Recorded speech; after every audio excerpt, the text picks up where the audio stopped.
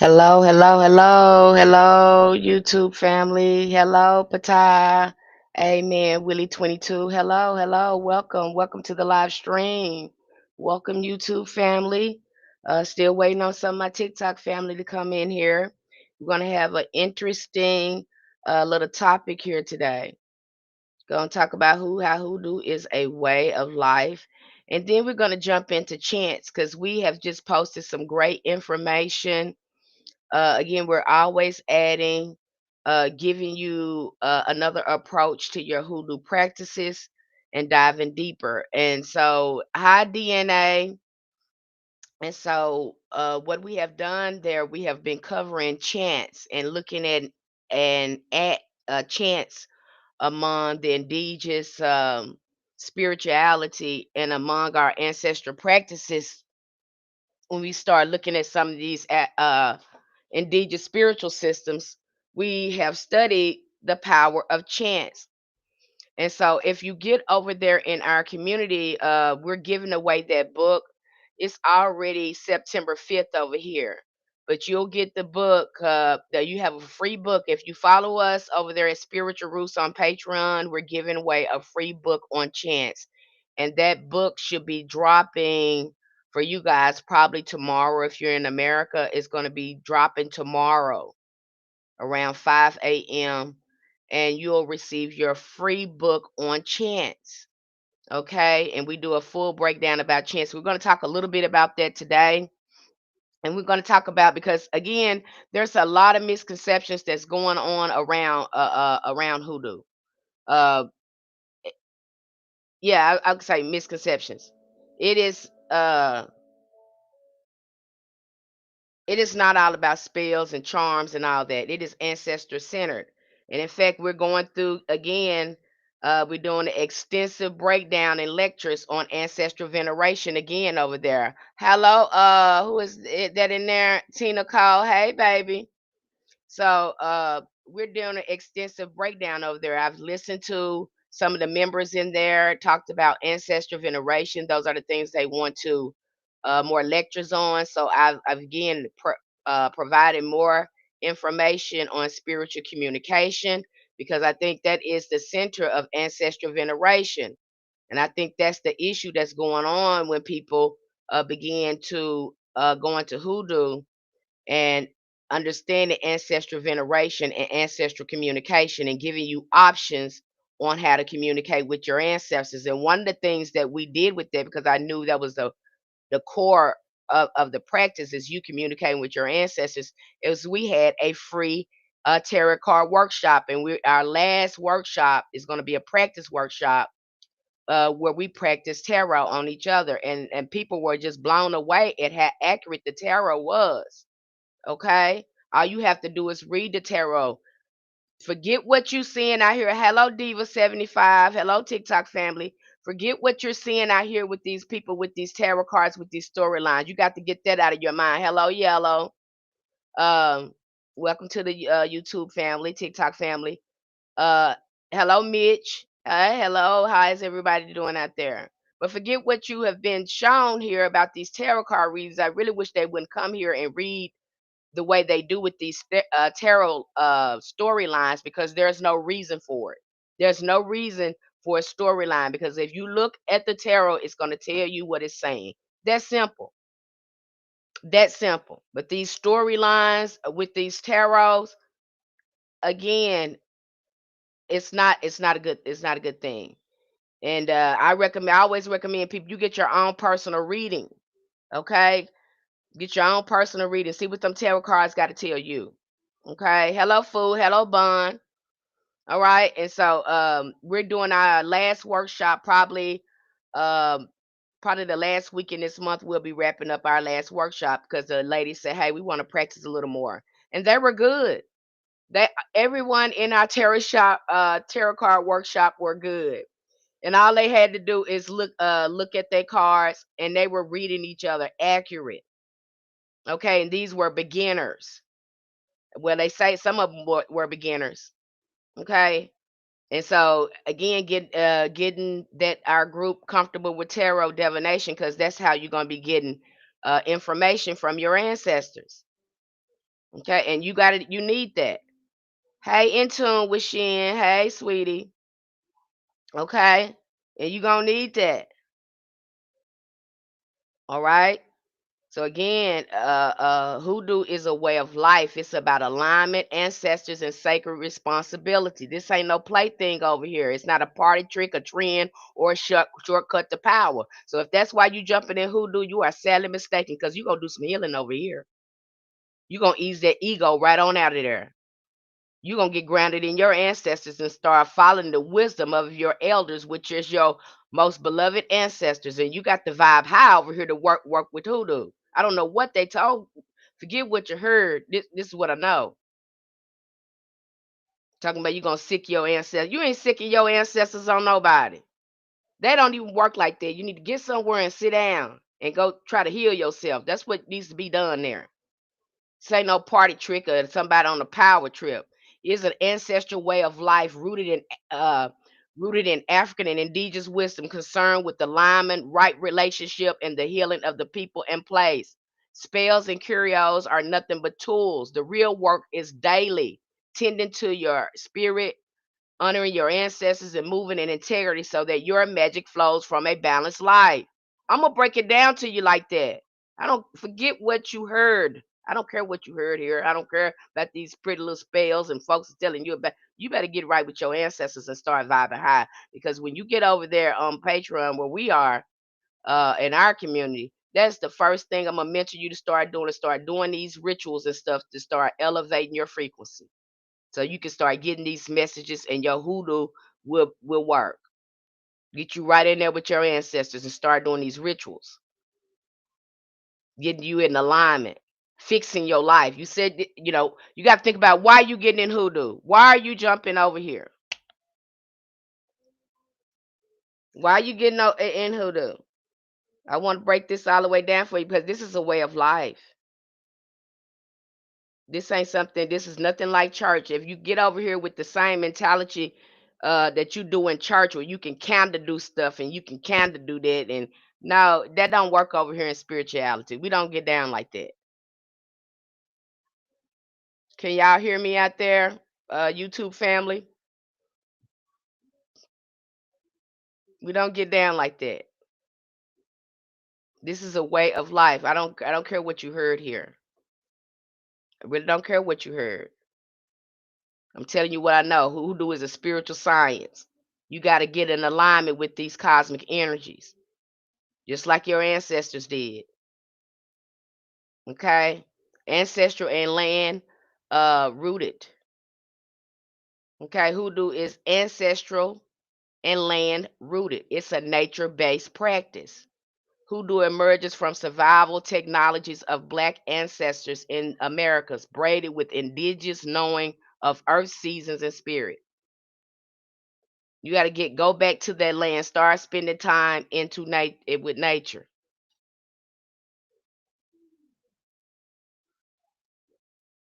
Got to do again, connecting with the land. I tell anybody, if you want to start doing your rituals, start doing your rituals outside with your ancestors. You would definitely start seeing some feedback. Hi, I'm Mia. You'll definitely start seeing some feedback. And when I hear people come in and say, "Oh, this is not working. This is not working. This that I did this." Okay, how often are you going to your ancestors' altar? How often are you working with your ancestors? You want to practice magic every day, but you only going to your ancestors once a month. And you're not telling them what you're doing. You're just doing stuff because you feel like you should do it. And really, you probably don't need to do it. You probably just need to get in alignment. And a lot of that stuff will start healing your life. So your people ain't gonna tell you that. I'm gonna tell you. Okay? If it's not working, it's because your frequency is too low and you're not doing the work. And I ain't talking about cleaning your house. I'm talking about cleaning on the inside of you, your mind and your spirit and your emotions. There still needs to be some stuff moved out. And anybody telling you that you can do a crash course in hoodoo over a weekend, that's not true. You can't do a crash course in hoodoo over a weekend, a week, a month. It don't work like that. This is a way of life. It might take you a year to get comfortable with hoodoo and integrate it into your life.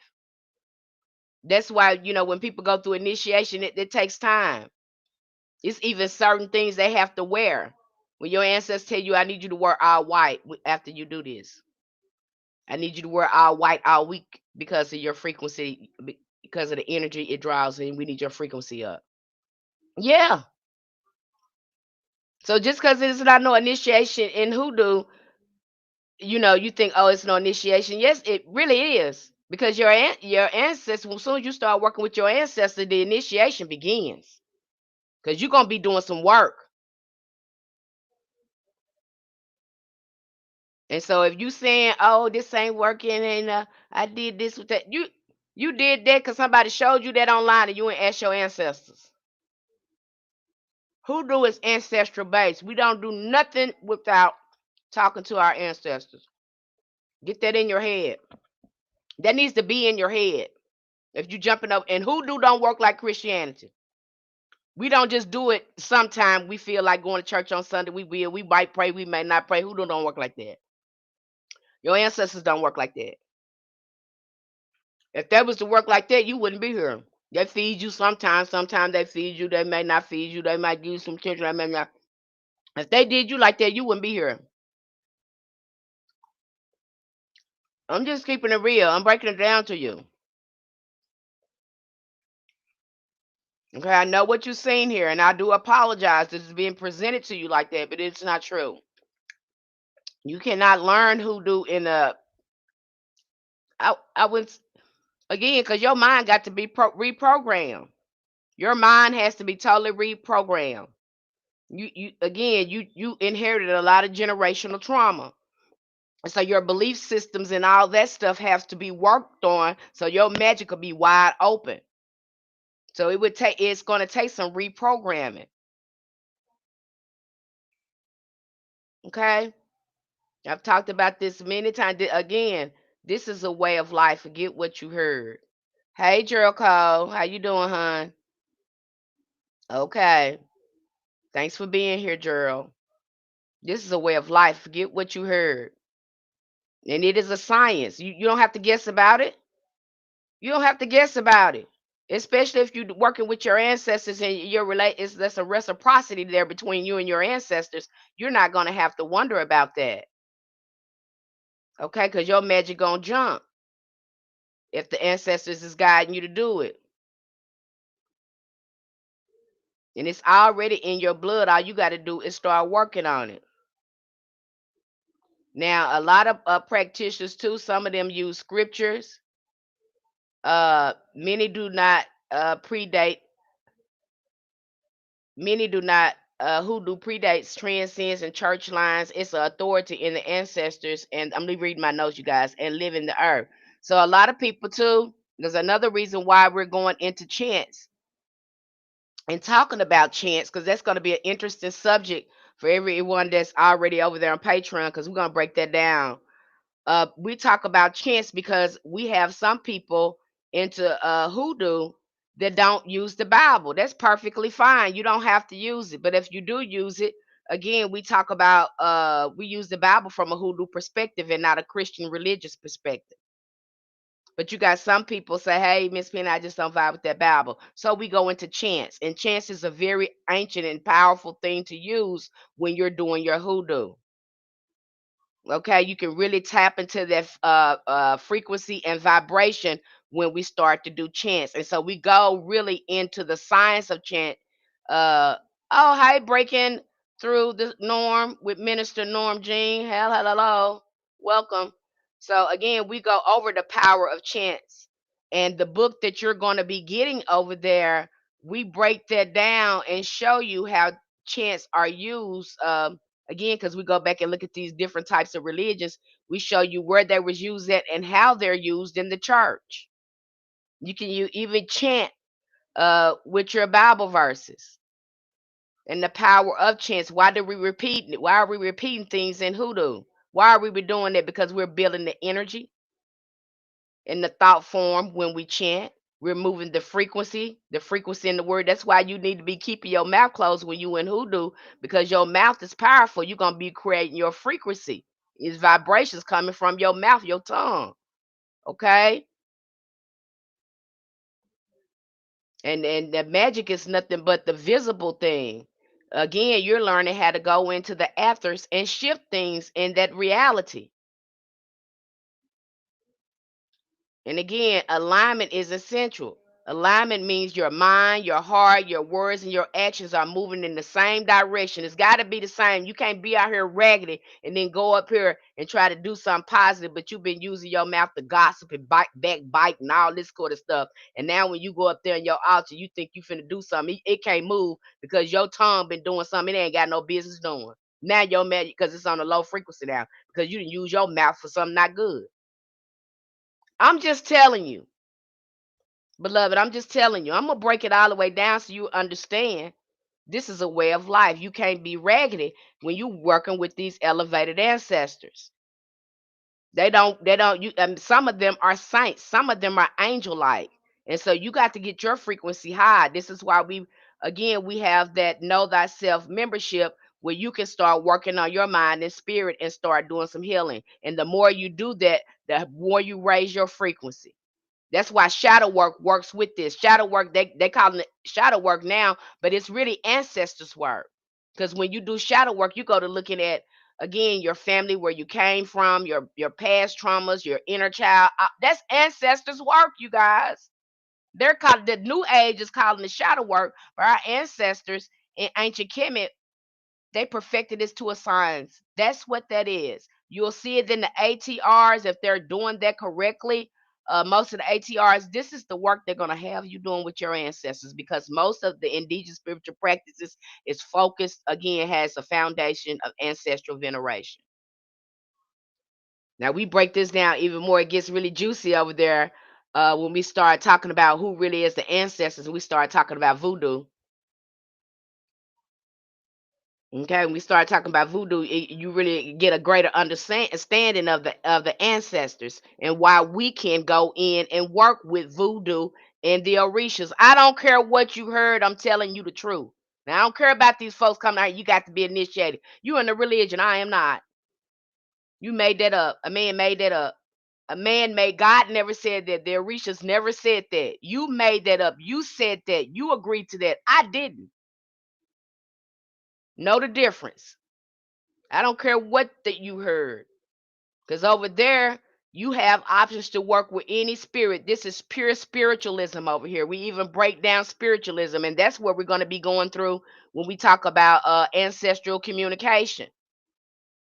We're going to go into spiritualism because, again, we talk about necromancy, we talk about spiritualism. Why? Because that's how we communicate with our ancestors. Those are the category that they have created. So we have to study that high green mama source.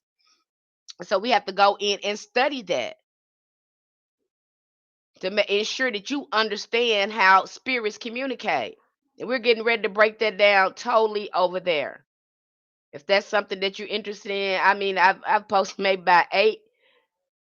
I know about 8 lectures just on spirit communication and ancestral veneration. Just focused on that. Even though I've already talked about it over there, our community said, hey, Miss Penny, we want to talk about it again. But it ain't gonna work, you guys, if you don't read the material. You have to read the material. This is not like a church. We don't come in here and preach at folks and think they're supposed to learn everything. No, we provide resources and books so you'll know for yourself. Ain't no man leading you. You are your savior. Only you gonna save you. Through your ancestors left you a blueprint. They left you a blueprint. They left you a blueprint to save yourself. Okay, they left it for you. And if you do it right, you're gonna get results. All right, am I making sense to you? Are you understanding me? Because I'm breaking it all the way down for you. And alignment is it's not optional. Doing the work, working with the ancestor veneration is it's not optional. It's mandatory. Doing if you want to see your frequency rise, you want to see your magic jump, you want to have a closer relationship with your ancestors, do the work. Do the work. Okay, don't jump over here. Hoodoo is not like that. Coco, I don't know what you don't understand. I'm talking about hoodoo. And if you're not talking about hoodoo, if you're you if this ain't your thing, you probably in the wrong place, baby. I don't know what to tell you. What do you not understand? Hey, Red Rose. Hey, Nikki Adele. Okay. You have to be in alignment, raise that frequency. So when I have people that's coming to me and saying, Miss Penny, this is not working. I'm doing this. That's the first thing we're gonna go to. We're gonna go to, and usually when I go there, and it's I don't understand why people do it. They'll say, well, I did this and this didn't work. And then I start probing because that's the first thing I'm gonna do. I'm not gonna tell you go clean your house, and we're gonna do a probe. I'm gonna instantly start probing. Well, how often are you going? How often are you talking to your ancestors? How often are you trying to do this work? Have you been doing any shadow work? How long has it been since you sat at your ancestors' altar and started doing any shadow work or working on yourself, doing any healing? Because you inherited intergenerational trauma. So there's still some stuff that you need to work on in here. Okay, all of us inherited it. And you get to telling me, no, I ain't did that. I ain't put up no ancestors altar. I ain't did. I've been scared to do that. But you want to practice magic. That trips me out. You want to practice magic and bypass the ancestors. You want that's letting me know how your mind is working. If you are scared, stay over there. Ancestor veneration is not hard. They're right there with you. This is not, you cannot get over here with those. Your mind got to be ready to change when you get over here, because the Christianity concepts do not work over here. And if you're still trying to break down a lot of that belief system, make sure this is what you want to do and you're ready to do the work. Because this ain't like nothing like church. We don't talk about Jesus. We do what Jesus do. You understand? We conjure folks over here, root workers over here.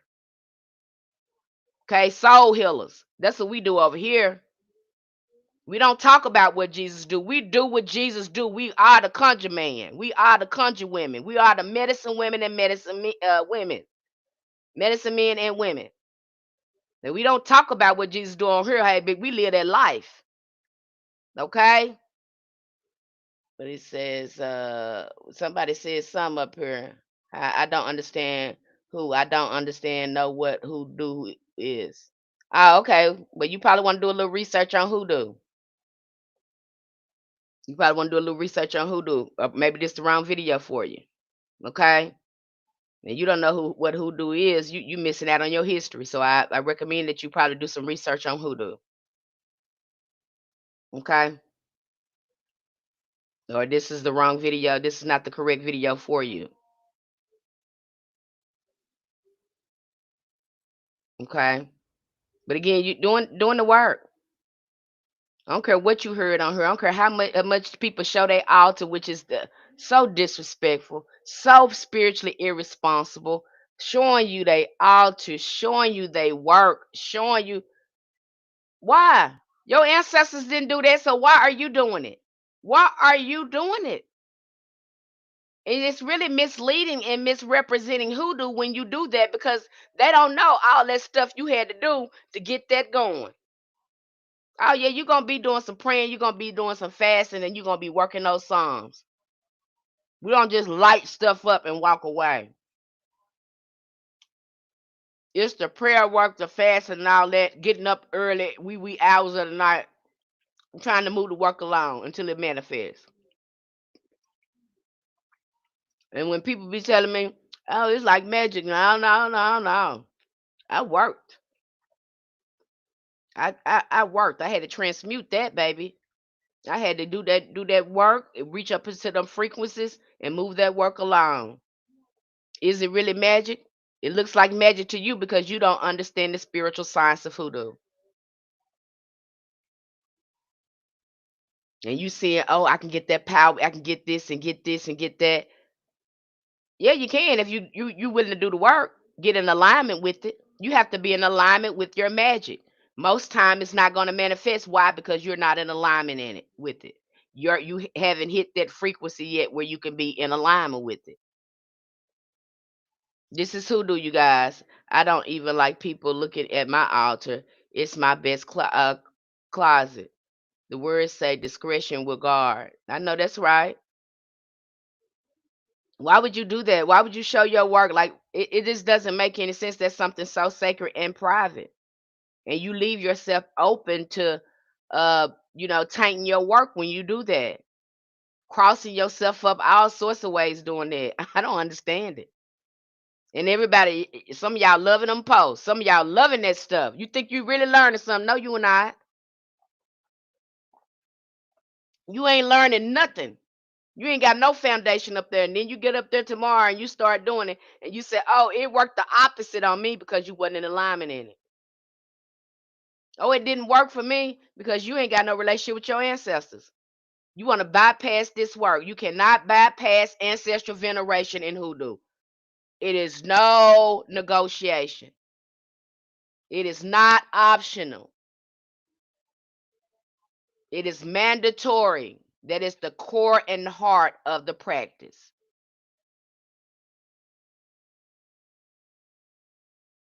Again, you want to understand more about that. Again, we have a beautiful spiritual roots hoodoo community over there where we break hoodoo down to a science. You won't have to wonder about nothing. You need a head start. You're wondering about where you should be. DM me, and I'll break down your whole natal chart to a science for you can get right in there and look at your ancestral patterns, look at the shadow work you need to be doing, and look at all the gifts you came here with. When I look at your zodiac chart, your natal chart, some of you have that and you don't know what to do with it. You see what you got in there, but you don't know how to apply it to your life spiritually so you can start refining yourself, because truly you are a star.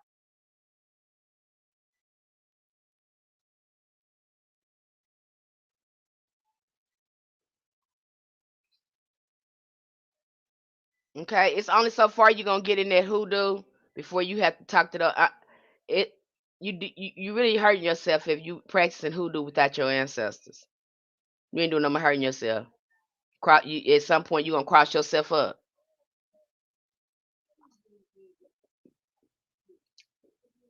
and your ancestors not your dogs. You don't be sicking your ancestors on nobody. They're not your slave. This is a two-way relationship. Okay, you're building a relationship. Your energy got to be clean. Again, getting out of all that grief and all that intergenerational trauma that you carry, and you still going through it. We still going through it right now over there in the Americas with these people. And you don't think nothing wrong with you?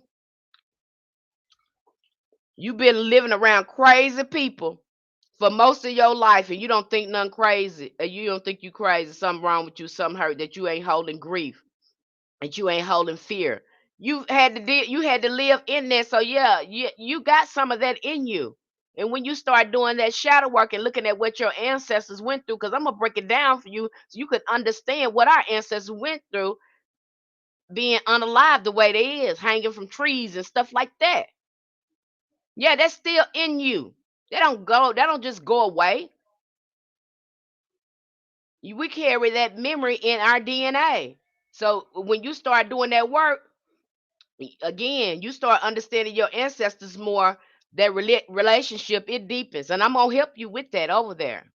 Especially if you go over there, we're getting ready for our first workshop, healing circle, coming up this weekend on the 7th.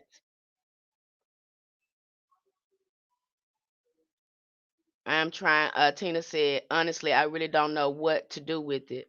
I'm trying to figure out where to start. What do you mean you'll know what to do with it?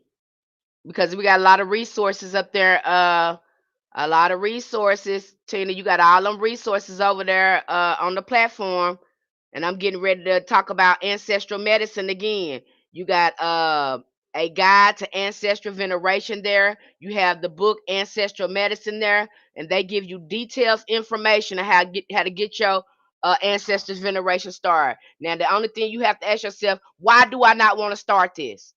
I have all the resources here. I have these guides that tell me exactly what to do, exactly how to set up my altar, exactly what I need to be doing. Why am I not doing it? Hi, Royal Goddess. You don't have to just do songs for the Bible. That's why we talking about chants over there. We're getting ready to go into chants over there. You don't have to use that. Hoodoo, it works without a Bible because again, hoodoo is not religious. It's more indigenous than anything. It comes from our ancestors. And so we're getting ready to talk about chants. And if you're over there, you follow us on Patreon, you're going to get a free gift. We're giving away a free gift, a free book over there on Chants that break that down for you. Very good book. Okay, you get that's my free gift to if you're over there following us on Spiritual Roots. Sometime because it's still September 4th over there, but it's September 5th over here. So again, tomorrow, your time over there in America, that that book is going to drop. You'll be able to download it. It should gave you some it should have given you some root work to do in there to start helping you put things together and telling you what time you should do it. Go back and look at that because it should have been advising you of some root work, uh, what's in your ancestors' chart. You should know what to do with it. If you don't, send it back to me. Send it back to me. Email it back to me, and I'm gonna go over it again. But you should know what to do in there. If you don't, send it back to me. And when I give it back to you, you're gonna know what to do with it. I'm gonna break it down even further for you so you'll know, Tina. So send it back to me. You're gonna know what you're gonna do. Send it back to me, and I'm gonna show you what you need to be doing. It should have been in the work. If it's not, send it back. Okay, I'll break it down for you. All right. So again, making sure you're on a higher frequency. If you're not doing the work, because again, we're working with elevated ancestors. We are not working with family members because some of them people passed away with intergenerational trauma and had their own wounds. Some folks need to rest and heal, some of them.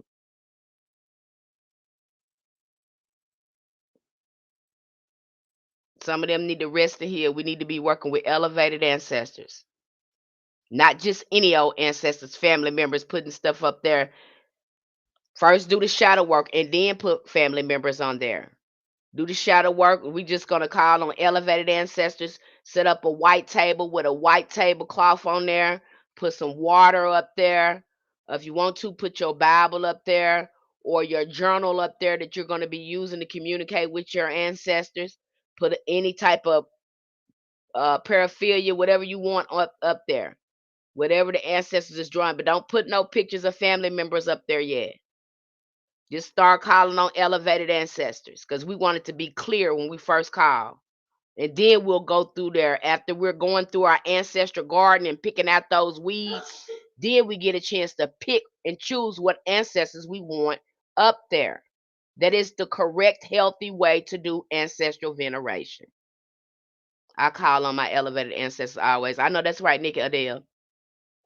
That's the correct way to do it. Okay? I don't care what you heard. I don't care what you see. Again, this stuff is getting commercialized and watered down. That's what's happening here. A lot of this stuff is getting commercialized and watered down. Hoodoo is getting commercialized and watered down because people are jumping in here that do not understand the spiritual science of hoodoo. They think this is some type of plaything, and it's not. Spirituality is not a plaything. And then you run back over there to Christianity because you didn't know that you had to deal with all these demons in your mind. I said it. And see, you don't understand these personality and characteristics and these patterns. Some of this is how these spirits manifest themselves. All these old beliefs that don't mean you no good anymore. So now again, you got to clean your mind out. You got to purge this stuff out your mind and reprogram yourself. Is it your fault? Nope, because a lot of it's passed down through trauma and it's still being passed down now with the stuff that you're looking at and experiencing right there. You got to learn how to keep your mind and your emotions clear, and then understand what happened to you and what's going on with you now. It all relates. The others I ask that they heal, and sometimes I burn blue candles for them. That is a beautiful thing to do, Nikki Adele. That's what you're supposed to be doing. You're supposed to be praying for their family member elevations because they continue to learn, they continue to heal and grow. Death is not the end. That's why we do ancestor veneration, because we know death is not the end. I hope I'm making sense to you. I hope I'm making sense to you.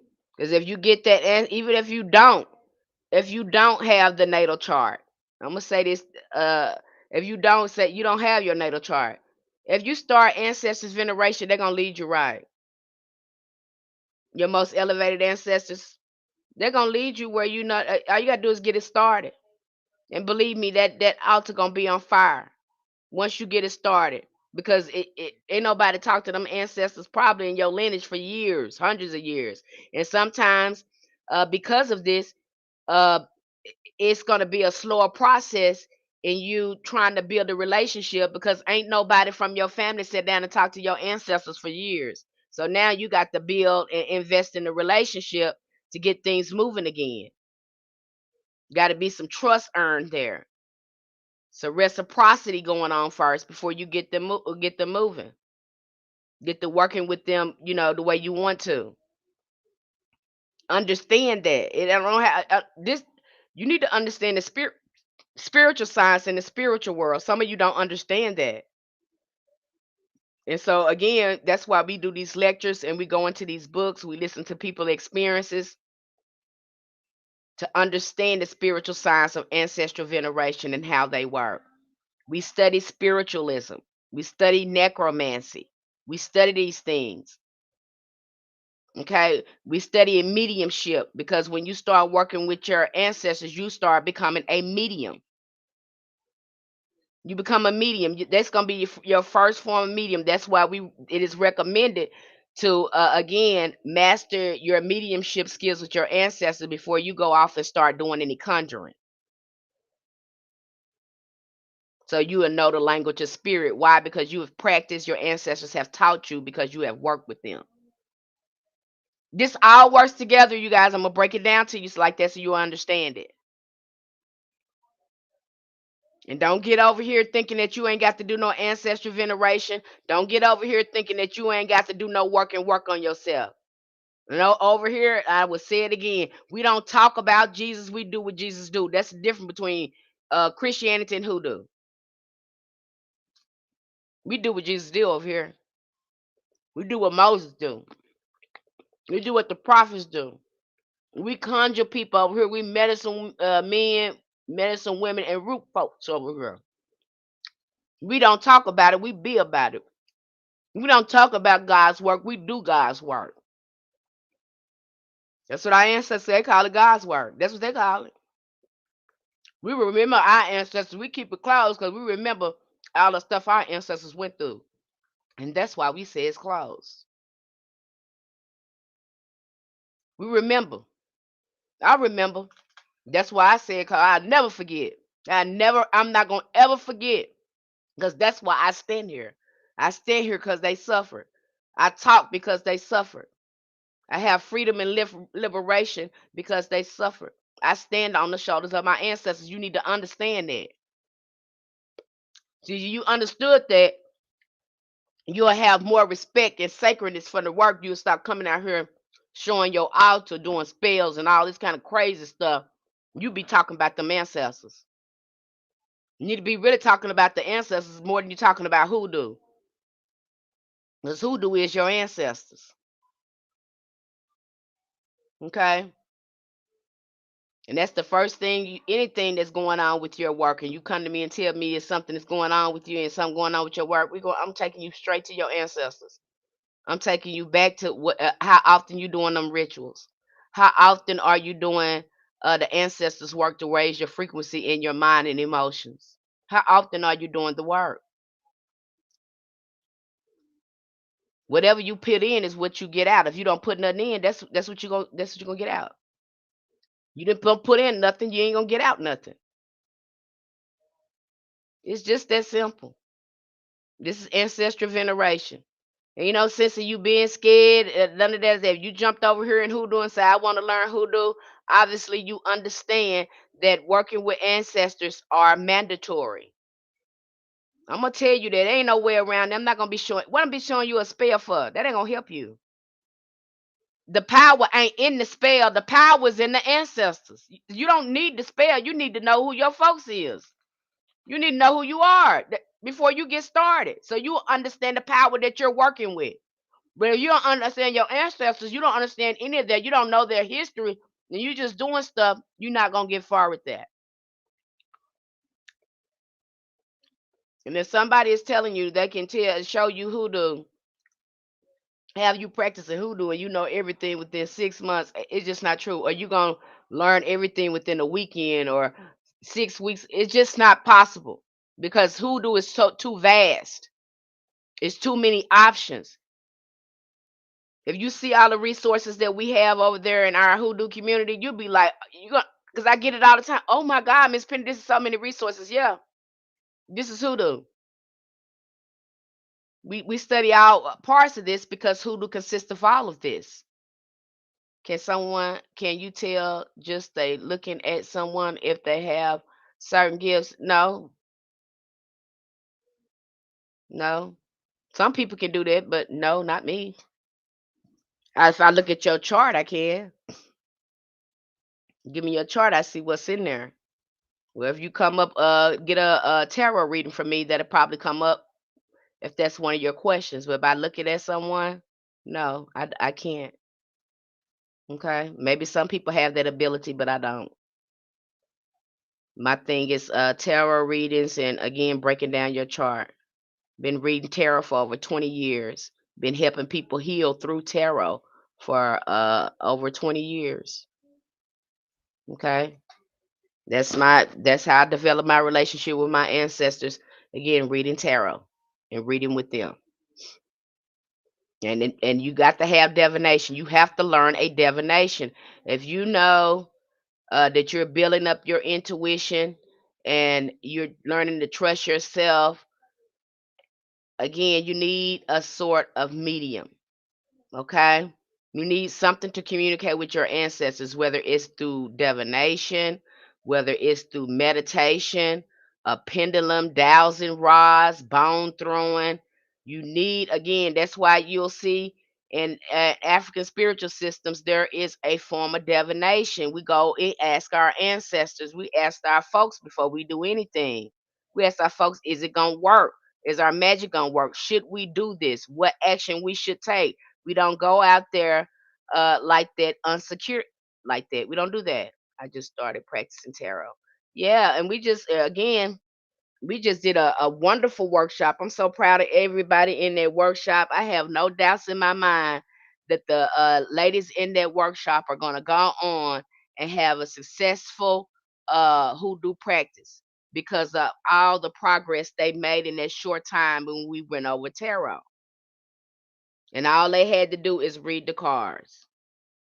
And I think the most thing when doing divinations is gaining the confidence in doing it, because the more you practice divination, the stronger your intuition is going to get, the stronger your skills get. And so that's what I told a lot of them. Start reading family, start reading friends. Because the more you read, you deepen the relationship with your cards. And again, your intuition gets stronger and stronger and stronger. Okay. And it don't have to look like your readers don't have to look like nobody else up here. And that's one of the things a red flag to me because everybody on these social media, what I'm finding, again, they're commercializing and watering it down. And you can see that because everybody got the same technique. Everybody shouldn't have the same technique when reading. It should be unique and authentic to you. It don't have to look like nobody else's. Okay, I'm getting a lot of people watering this stuff down, and I'm like, that ain't that. That don't do that like that. That's what you're getting. A lot of people watered down. Some people are not even sitting down learning tarot correctly. They're giving another meaning to the cards. I've seen them sit up there and do that, or start with a storyline, telling somebody's story. Don't do that, because what you're doing is putting people in a spiritual psychosis. That's what you're doing. Don't do that. Read that person. If you want to read that person, read that person. And then people take the general collective reading personal, and their life is totally opposite from what this person is saying. But they didn't apply it to their life, and ain't none of that going on. And now they have to come to a real reader, and now we got to fix that and take them out of spiritual psychosis so they can see what's actually going on in their life. I see again too. You can get so strung up. I've had people like that. They keep following this reader for collective for readings, and they thinking it's personal for them. And you ain't booked no personal reading. You just want free readings. That's where free readings get you. Okay, and that's kind of vampiric too. That's kind of vampiric. Get your own reading. Pay for your own reading. You gonna be confused until you get your own reading. Okay, I don't recommend it. If this ain't, and you see some of them use that same type of thinking in Christianity, because this message cannot even be for them, and they'll be like, I claim it in the name of, I claim it. No, you don't claim that because that's not your reading. That's not even going on in your life. This don't work like Christianity. This don't work like that. You can't bring those concepts to spirituality, because spirituality is not religion. That is a man-made up thing. And so bringing those type of beliefs over here into hoodoo or any spiritual practice, they not gonna work for you. It's not. That's why you see some people, they just run right back over there to religion. Cause you ain't got to do nothing but have nobody holler at you and tell you what to do. And some of that, you guys, you want people to tell you what to do. You want to follow people. And spirituality is not about following people. It's about following your ancestors. You're gonna learn to keep your eyes off people. That's why I don't come here and post a lot here on TikTok, because I see a lot of that. I see a lot of that's going on there. Okay, and people having something to say, spirituals having something to say that don't have nothing to say. If spirit ain't putting nothing in here, just cause TikTok here and they want you to be trending and talking about the same thing, don't mean you should do it. Just cause everybody doing it, don't mean you should be doing it either. And then what I've learned from from the spirits, they want you shutting up. They don't want you talking so much. If you talking so much, how's you listening? I like to meditate. It feels better and I'm more comfortable. But what I wanted to ask is, will you be having a class on how to do pendulums? And now I can do one. Do I have a pendulums? I don't really. The only time I really work with pendulums, Gerald, is when I'm doing some work on my altar, and I want to make sure that my items are properly charged and prayed over. But I really don't use them to talk to ancestors like that. You know, I could teach it probably, but I wouldn't be comfortable teaching it because that's not my form of divination. And of course, if I can find some books out there or any literature I will do a lecture on the topic to help you get familiar with it. But like with any divination, it takes practice. So if I provide the information and lecture on the subject, the only way you're going to be good at it is you start practicing using that pendulum. Okay. Once you understand how the pendulum responds, okay, when you start working with it. But I can definitely do a lecture on that and talk about that if that's something that you're interested in. And it may be in some of our books. If you're reading the material, I'm sure they talk about, we do have a couple of books that talk about a variety of forms of divination. So if you are reading the books, hopefully you've come up on that.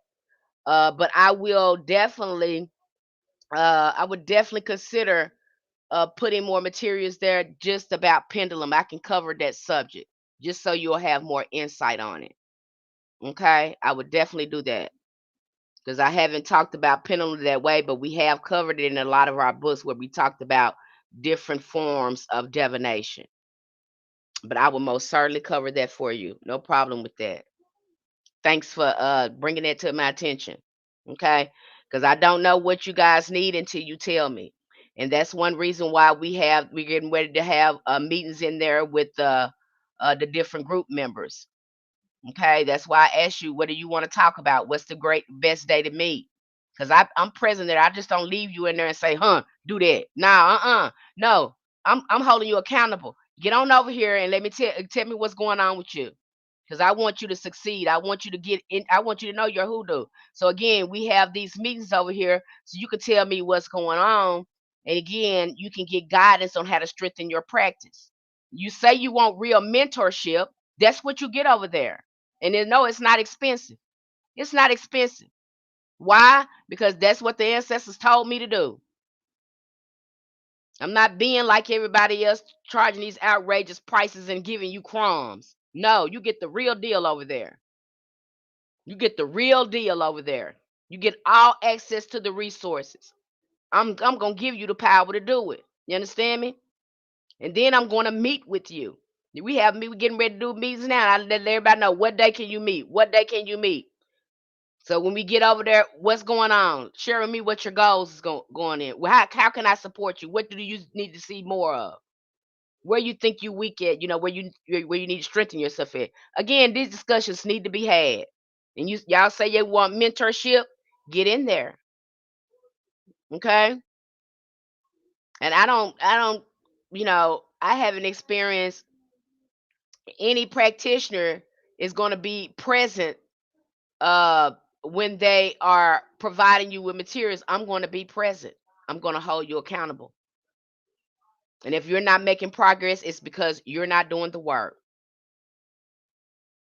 When I don't see any comments up under those posts over there, if I don't, when I don't see that, or you're asking me a question about something I've already posted there, it's letting me know that you're not reading the material, you're not listening to the lectures. Why are you in hoodoo if you're not going to do the work? This is not Christianity. We don't just wait till Sunday and hear what the preacher got to say. We don't do that over there. You want somebody hoodoo, you got to put in time, patience, reading, expand your mind, reprogram your mind. I can't do that for you. It took you years to get like that. It's going to take you some time to reprogram your mind. It ain't going to happen if you don't do the work and put your face in a book. We don't just read scriptures or read different parts of the Bible and I go to hollering at you and all that stuff. We don't do that over here. So if that's the mentality and you want to follow, you a follow me person. I need somebody to lead me. I can't do it on my own. I need somebody. This ain't that. We don't do no cult like stuff over here. I don't want you following me. I need you following your ancestors. I need you to understand what your ancestors trying to tell you. I don't want you following me. I want you being like me. I want you to be like your ancestors want you to be. Be on their frequency they need you to be to work with you. Don't be looking at me. You need to be looking at your ancestors. I'm just a messenger. The ancestors ain't doing nothing but using me to get you back where you need to be. That's my job. Do you recommend reversing harm back to the enemies? Yeah, I recommend reversals. I mean, there's a place for that. There's a place for that in hoodoo, but I definitely wouldn't do nothing without my ancestors. I wouldn't be doing nothing without my ancestors. What my ancestors tell me to do? Did your ancestors tell you to do that? And then you go to telling me you doing something. The first thing I'm gonna tell you, okay, well then do it. If that's what your ancestors tell you to do, see if you don't ask for my permission. Cause see, anything you come ask me, I'm say, did you ask your ancestors? Even when I recommend something to you, ask your ancestors first. Just because I recommend it doesn't mean that you have to do what I say. Ask your aunt, because again, they got the final say. The ancestors always have the final say, not me. I'm gonna direct you there every time. That's what you need to stop following folks and listen to your ancestors. That's the problem. Some of us are in love with people. See, that's what that Jesus thing get you to following folks. That's what they set that up for. That man said, "Do what I do." That's what that man said, "Do what I do." Who doing what he do? That man didn't say, "Go make a religion to me." He didn't say that. Another man said that, and now here we go. We out here following folk, worshiping a man, and they be leading us blind. They robbing us and everything. They up in the church house. They in our communities, robbing us blind. Cause somebody told us to follow a man, and we need a leader. Cause we not strong enough in our mind to lead ourselves.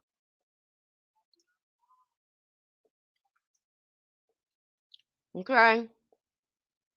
Again, you gotta get your mind right. Your mind ain't right, your spirit ain't right, you vibrating low. These folks that got you in systemic oppression, systemic racism.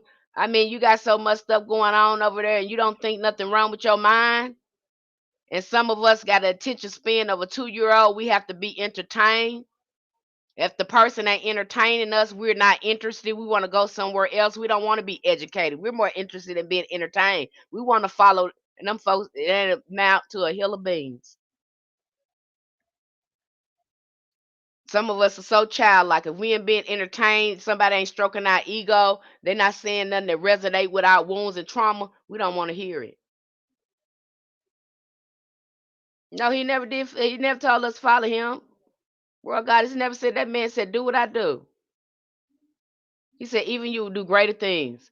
And y'all start instead of talking what Jesus do and don't do what he do. It trips me out when they do it. And then tell you gonna go to hell. And yet they're not doing anything. Jesus didn't tell nobody they was going to hell.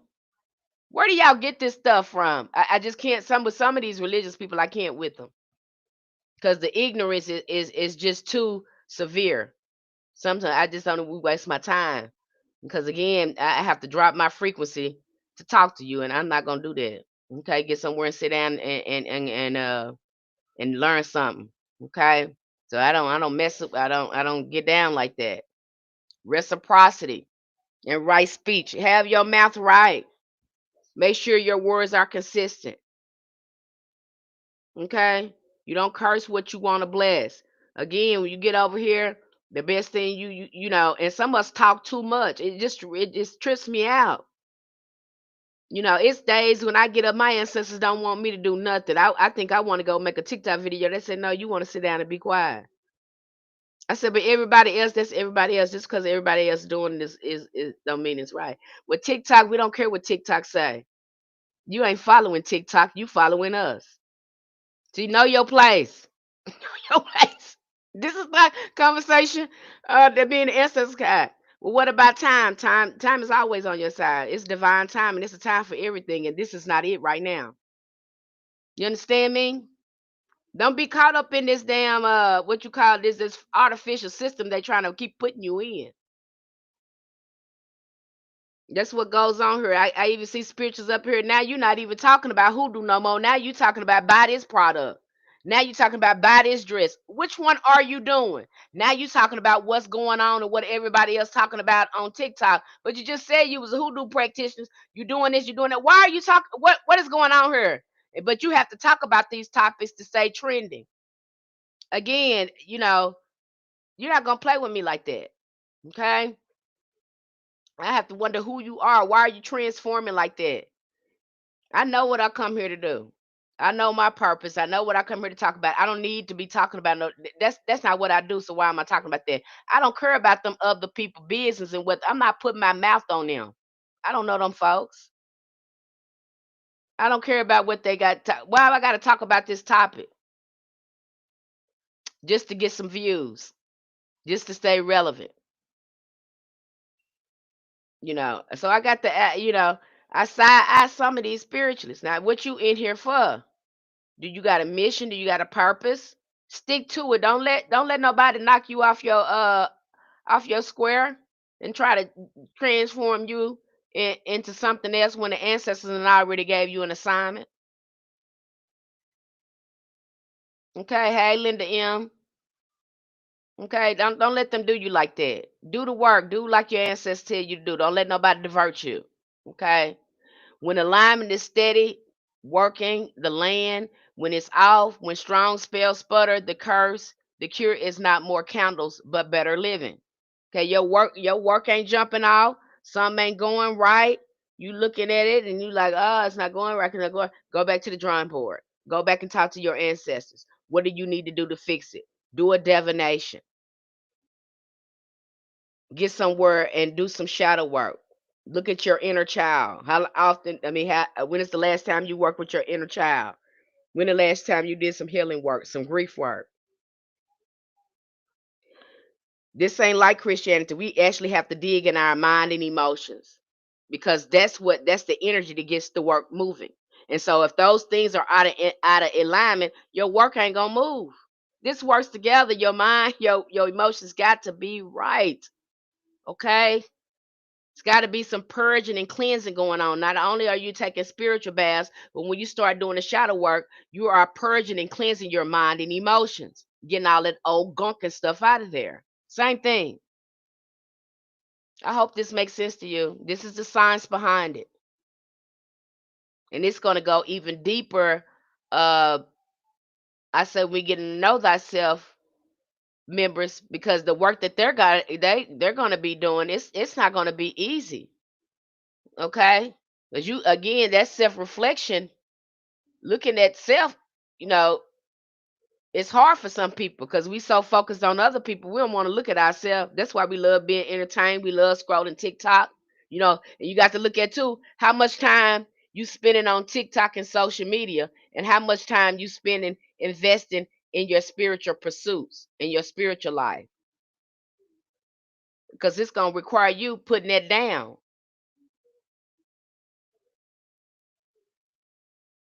It's gonna tell you you can't be spending out. A lot of the times you're not getting where you're supposed to be is the way you invest in your time. But you want the ancestors to show up for you. You want to give TikTok all of your time all day, and you only want to spend 5 minutes with your ancestors. Come on now, let's be real.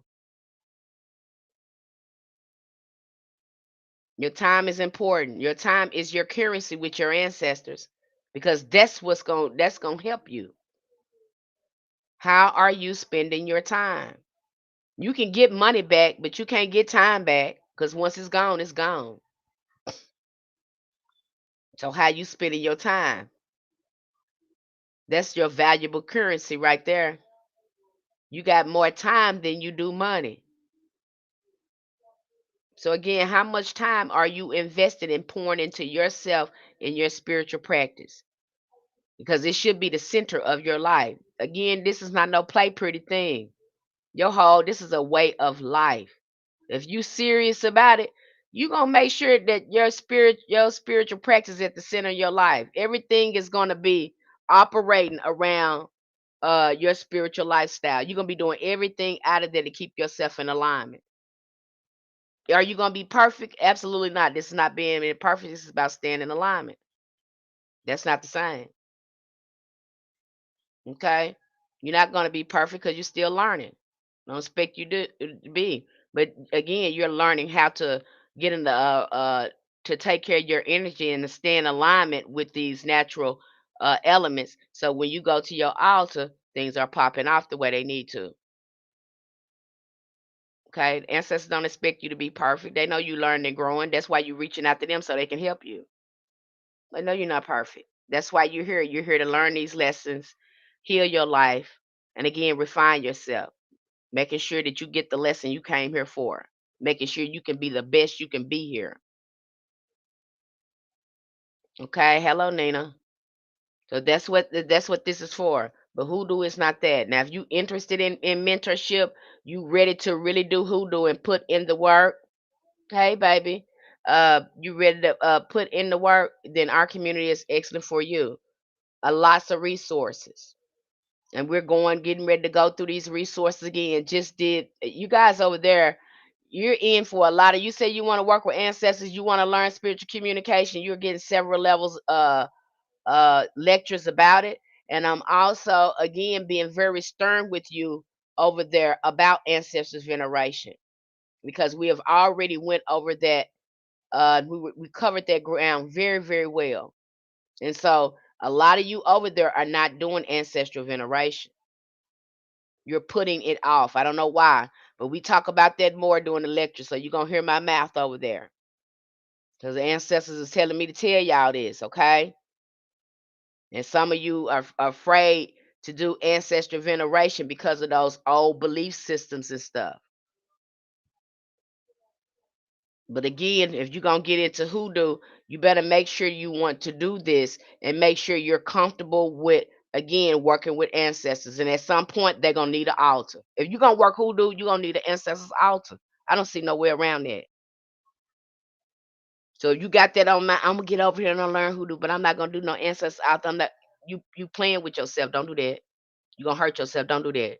You ain't doing no playing with yourself because you ain't playing with the ancestors. I'm gonna get over there and try to learn what I can learn, but I'm not gonna do no ancestors. I don't feel comfortable with that. Hoodoo ain't that. Okay? You can't practice hoodoo and not honor the ancestors. And it's people actually do that. I've heard people that actually do that. They want to do spells every day and only want to talk to their ancestors once a month. Yeah, that's what I see. And usually them the ones that hit a roadblock and they don't know what's going on. I don't know what's going on. My stuff was working, now it don't work. Yeah. I know why. Then you ask them about the. I didn't want to put it in my house, and I was scared of my ancestors. What? If you scared of your ancestors, but you ain't scared of their hoodoo. That don't make sense. You scared of the ancestors, but you ain't scared of their magic that they created for you. Make that make sense. You don't know how sick your mind is until you go to saying stuff out loud. And then I repeat it back to you. And then I hear people say, well, I never thought about it like that. Well, baby, I know you ain't because your mind been sick. You thinking like the colonizer. You got to remember that. You thinking out of trauma. That's why you need to start from the beginning. Ain't no shortcuts over here. I prefer you not take no shortcuts because you ain't gonna mess yourself up or cross yourself up. Then somebody got to fix you. You got to be coming to somebody like me, and I got to be peeling all this stuff back so you can look at it. Okay? Do the work. Don't follow the hype. Just because you see something pretty up here and somebody saying it hoodoo, you best believe them people that did some work or they're doing some work. Okay? And anybody telling you just do the spell and walk away and just know it's done, and we don't do that over here. Okay? We don't do that over here. We do the work. We do the spiritual bath. We do the work. We do the prayer work. Okay? Because this is a science. And we work it that way. That's why you have us burning lamps for 3 days, 7 days, sometimes 13 days, sometimes all month, depending on the work. It will have to be ongoing. If you want a fast, quick result, you think hoodoo is a pop in the microwave and you get it. No, no, no, no, no. That's not that. And that is it really waters down magic when people come here and explain it like that, especially when they don't give you the whole science of magic. It's not a occult book that I have read, a magic book that I haven't read that we have not reviewed, where someone said that they did not have to get in alignment with their magic. It's not that they had to get their mind right and start reading and start again raising their consciousness, expanding their mind. It's not a book. And when you come in contact with your ancestors and these angels, your consciousness is going to expand. Begin because you're dealing with high intelligence. Why? Because they're going to be talking to you through your mind. And if your mind ain't right, you ain't expanding your mind, you ain't studying, you ain't going to be getting too much information. You're going to be limited. Why? Because these spirits are high intelligence. Spirits don't speak like you. They ain't got no mouth. You got a mouth. That's your frequency here. Your mouth is your total frequency that represents you. That's your signature. Them, they have a consciousness because they never die. So how is they going to speak to you? Through your mind. See, we breaking it all the way down over there. Are you understand that? What is the altar there for? The altar means alter your consciousness, because once you go to that altar, you're going into where? The spiritual realm, the astral realm. That's what that represents. But see, you don't understand the science. You don't know why you get the altar up there. Nobody breaking it down for you. I'm breaking it down for you. With hoodoo, are we still practicing out of the Bible? Or are we only work with song? And let me break this down to you, Royal Goddess. Hoodoo is all. Our ancestors was practicing hoodoo and they did not know how to read the Bible. They were using the power of their words, calling on their ancestors to get the work done. So you have an option. And I know you got a lot of people saying Psalms this, Psalms that, Psalms that. Sometimes our ancestors couldn't read. They used chants. They used the power of their words. They used the spirit of herbs to get stuff done. So though that is not the only way you can practice hoodoo. That's why I just talked about that. That's why we are talking about chants in hoodoo, helping you understand the power of chants and indigenous spiritual practices and how you can make your own chants to power your work and do your conjure. So no, the Psalms are not mandatory. I know it's being explained to you like that. Hello, Amber.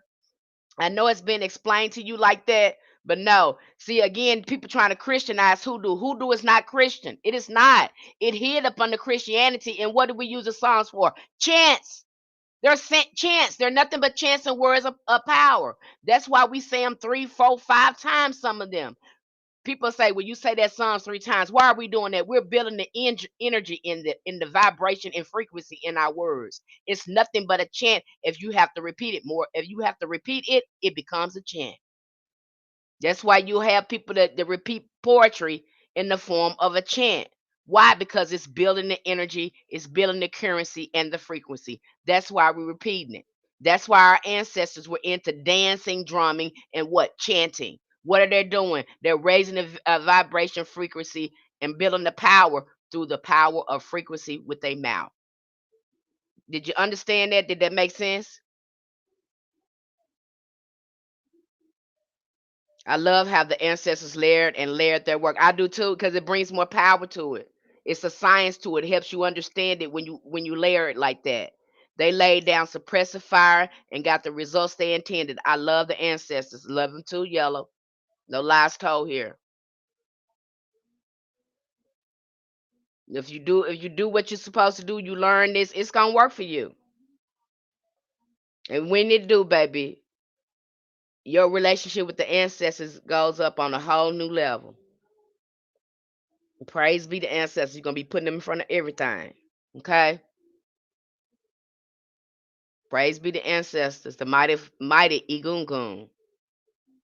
They get it done. They standing with you when nobody is standing with you. When you standing and you repeating them psalms, those ancestors are standing right there with you. You see one person, but when if you could see in the spiritual world, you'll see all them ancestors repeating those chants and stuff with you.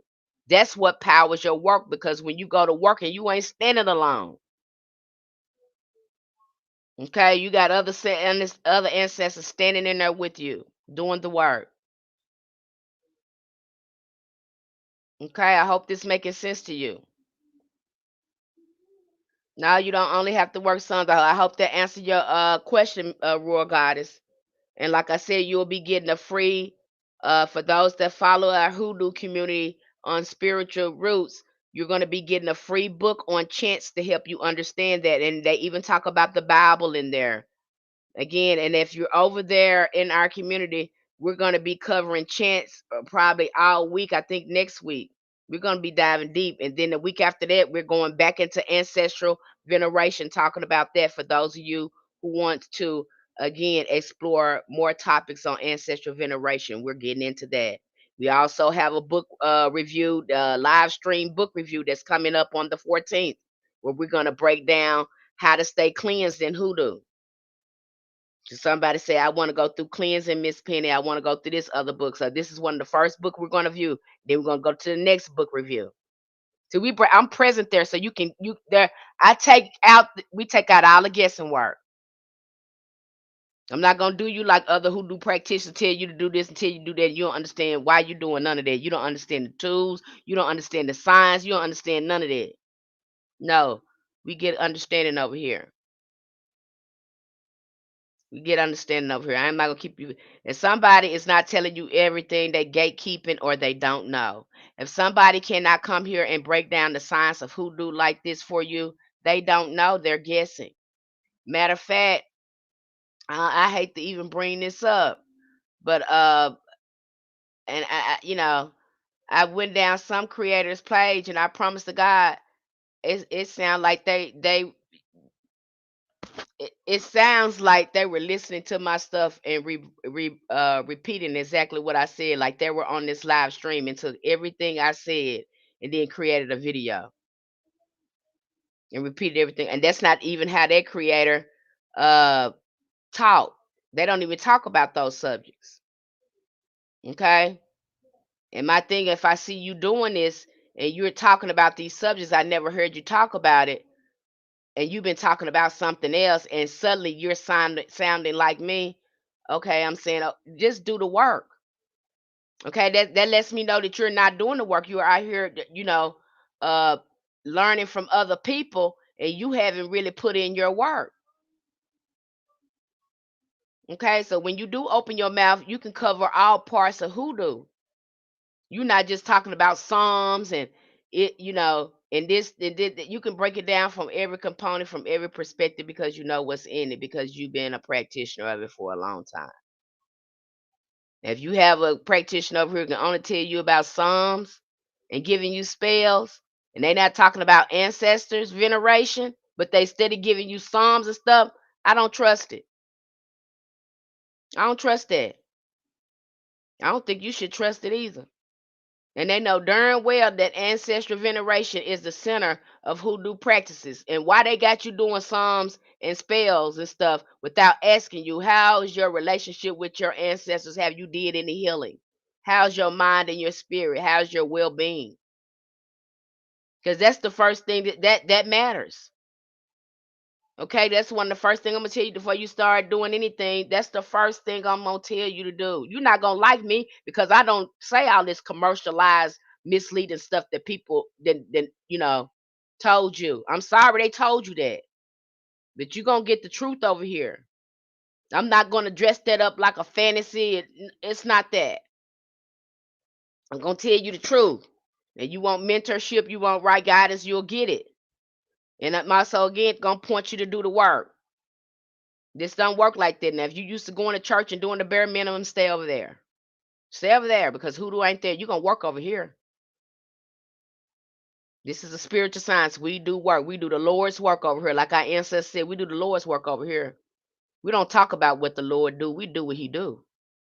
We live right. So when we go to our altar, we can get things moving. And at the heart of hoodoo is a relationship with your ancestor. The power flows a lot easier. The current on the work flows a lot easier when you have a relationship with your ancestors. Don't get over here if you think that you don't have to do this, because you do. And it just, I'm sorry, them people come up here and they show you all these spells and all this stuff and all this stuff, and they don't say nothing about the ancestors. I just be looking at them.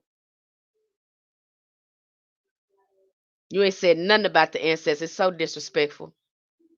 I mean, you should have a lot to say considering we're still going through what they had to go through when they created hoodoo. I think you need to be opening your mouth about that.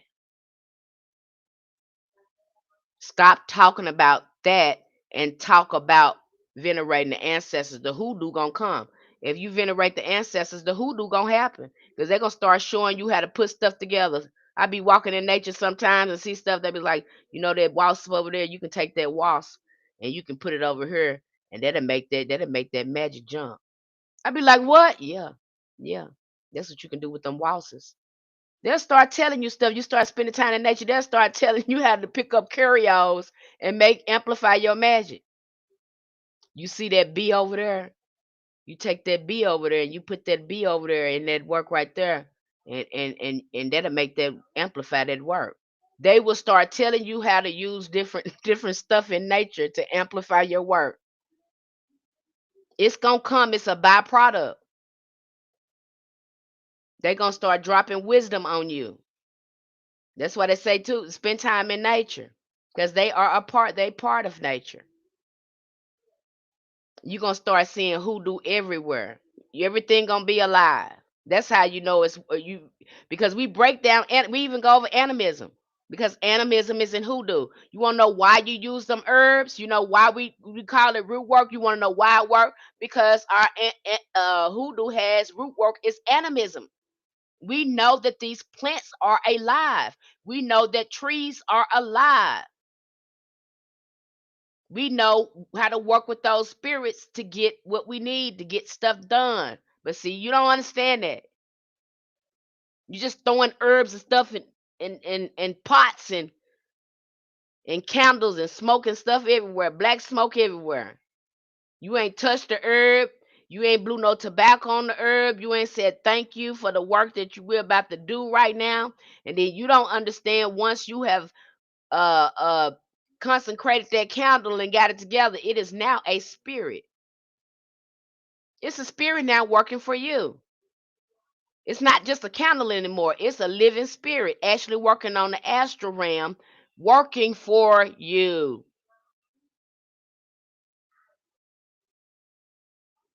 And what did the chants do? The chants of the Psalms, it does nothing but give it more power to do its work. It's a science. And see, you don't understand uh the unseen science. You don't understand the science of magic. You don't understand that. But our ancestors broke it down again to a science. You got people coming from all the way around the world to learn from your ancestor. They learning the comedic sciences from your ancestors. So it's no sense in wondering about it. They actually went to school to learn this science.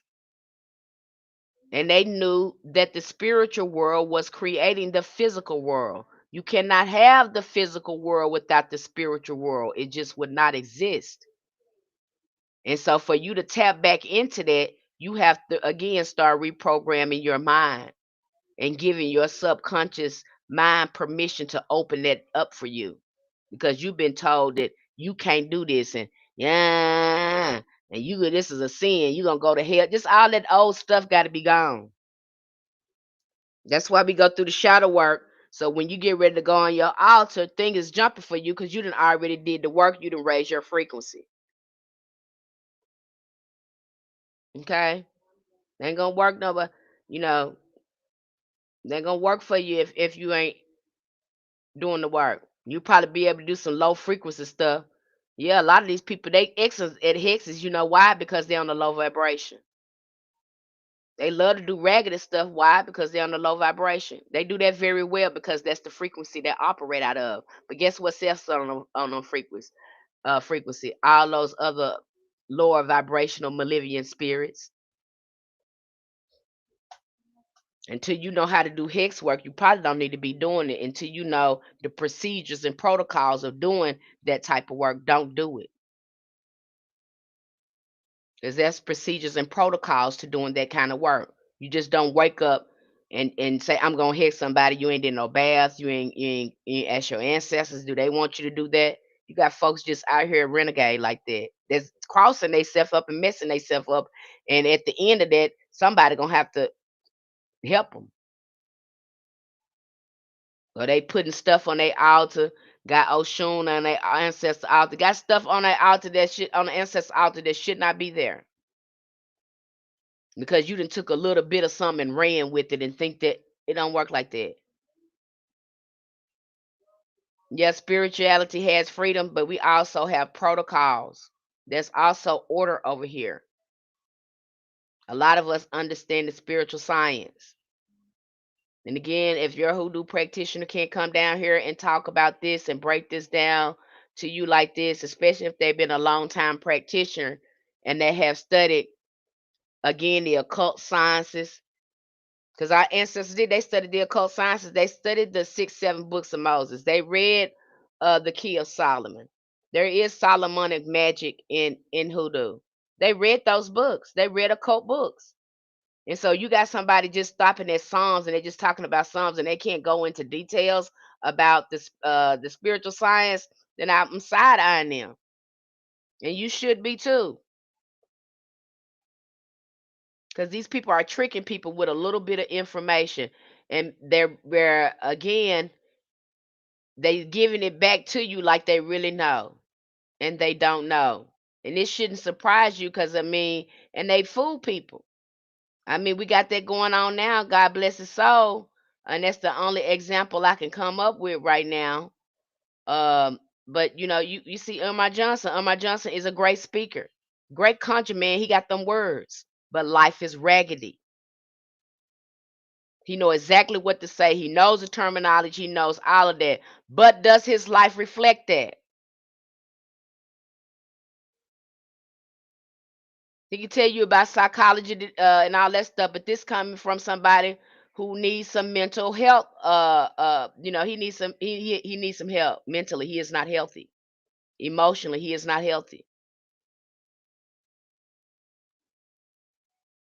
Okay, he'll be able to break that down and look at himself and heal himself. You got a lot of people out here that can talk a great talk. They good salespeople. They give good sales pitches. Don't mean they know. Okay, that's why Miss Penny. That's why I come here and I break it all the way down, so you had no misconceptions. So you know, okay, I know she know what she talk about. Then I go up in the book. It trips me out. I go right up in these books and start doing lectures, and the books repeat everything I just said to you. So you know I'm not lying. And I pointed out to the practitioners over there. See, y'all just said that, and here it's saying it right here in this book. I don't make stuff up. I know what I'm talking about. I don't open my mouth and I don't have nothing good to say. And Lord forbid, I ain't getting in trouble with the ancestors. I ain't gonna sit up and tell you nothing wrong. Just for the sake I can earn some money from you. I'm putting myself in jeopardy when I'm doing it. And I'm not gonna be on the wrong side of the streets with my ancestors just because I want to make some money. Okay, I go back. I can back up every word I say. I can go show you in the spiritual side. I know what I'm talking about. I take you straight to where it's at and start talking. They start saying the same thing I say. Okay, I've studied so long, you guys. Okay. And if a person has studied something so long like that and that's their thing, hey, they know that thing back and forth. They know up and down, right, left. They know it. They know what's in there. They know it's animism in there. They know it's necromancy in there. They know it's spiritualism in there. They know it's voodoo in there. They know it's Orish. They know. Okay, I've been studying this for a long time, and I didn't just study hoodoo. I studied all sorts of spiritual practices and religions. And we're getting ready to go in that again when we go into chants and we start doing comparison uh with Hindu and voodoo. That's going to be a very interesting topic. That's probably going to blow your mind when we start breaking that lecture down, because hoodoo, you will see again in hoodoo, it's not Christian, so you will see uh other other deities in there from other religions. Why? Because hoodoo is based more, it's more spiritualism. You got a lot of spiritualism going on, a lot of necromancy going on over here. We petition spirits, we work with spirits because this is spiritualism. Again, we work with the spirits of plants. That's animism. Okay? We do spiritual communication. That's mediumship. That's psychic abilities. See, I can name it out all for you. Okay? So again, build your altar.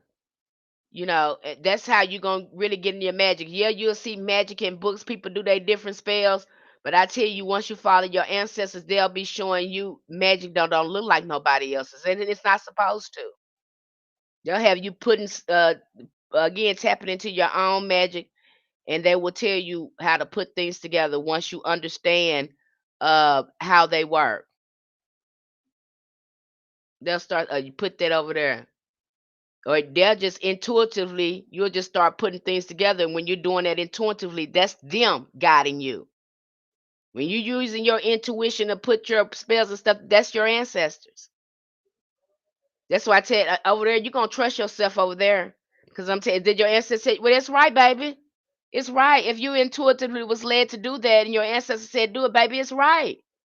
I'm not going to convince you that you're wrong. If your ancestors is leading you to do it, you can't get it wrong. Okay? So if you intuitively led to do something, I'm gonna tell you you're doing it right. I'm not gonna convince you that you're doing it wrong, especially if you tell me your ancestors told you do it or you intuitively was led to do it. I'm gonna know right off the bat. Okay, your ancestors told you to do that. So you coming over here so I can disagree with you? No, I'm not. If they showed you to do that, that's what they wanted you to do.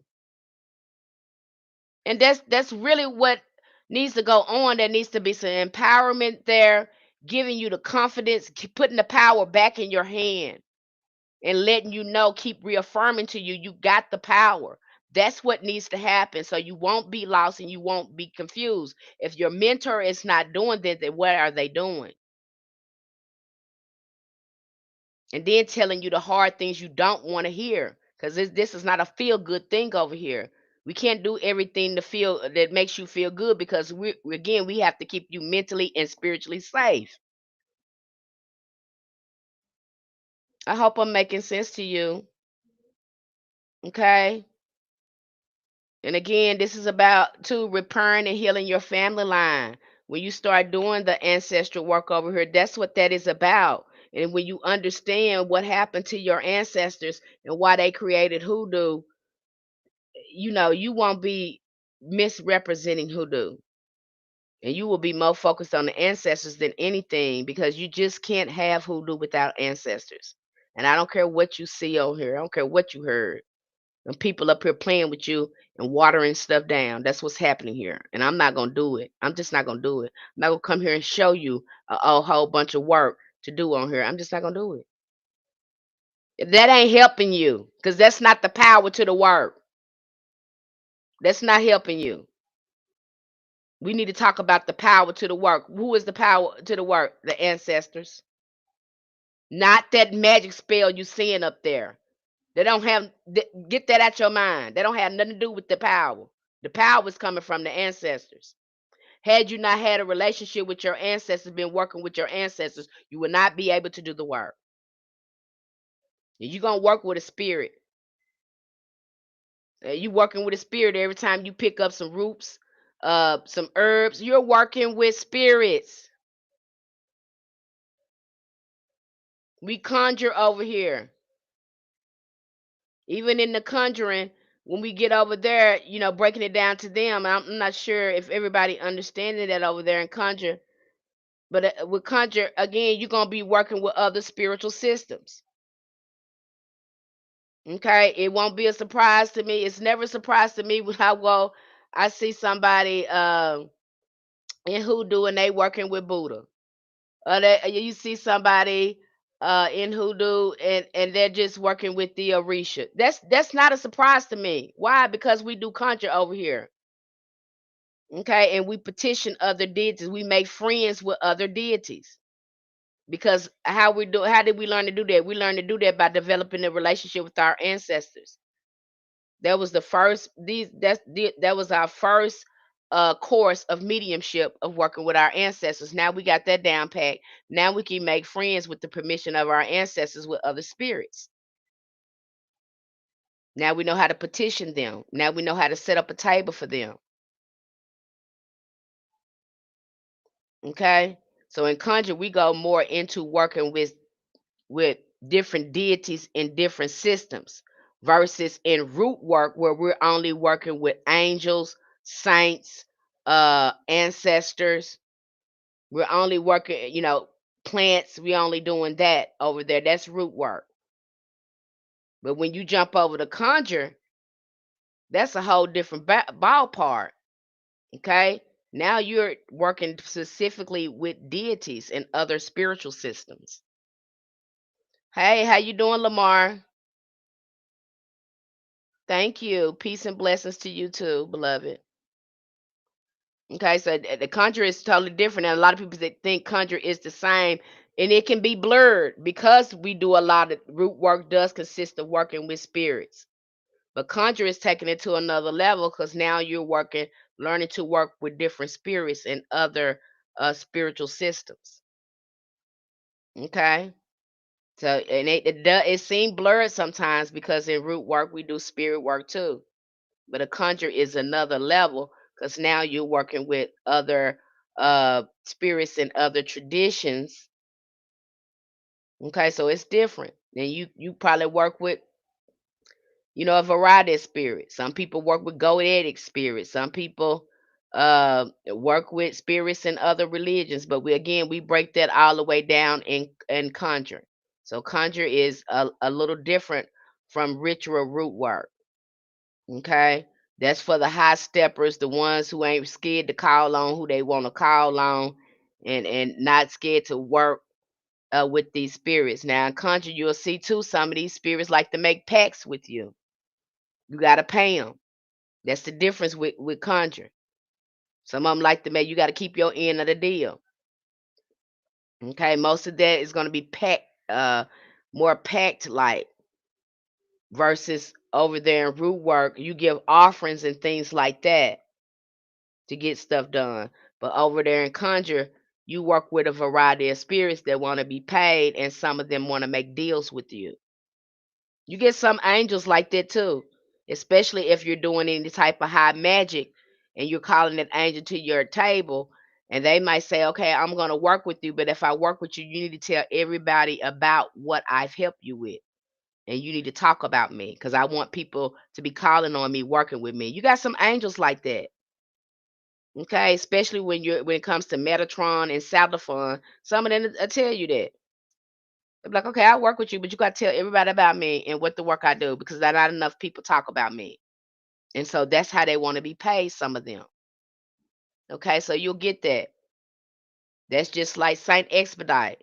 If Saint Expedite do something to you, he wants you to come tell everybody what he did and thank him. That's one of the things you have to do. And everybody know anybody that works with Saint Expedite, they know that's what they have to do.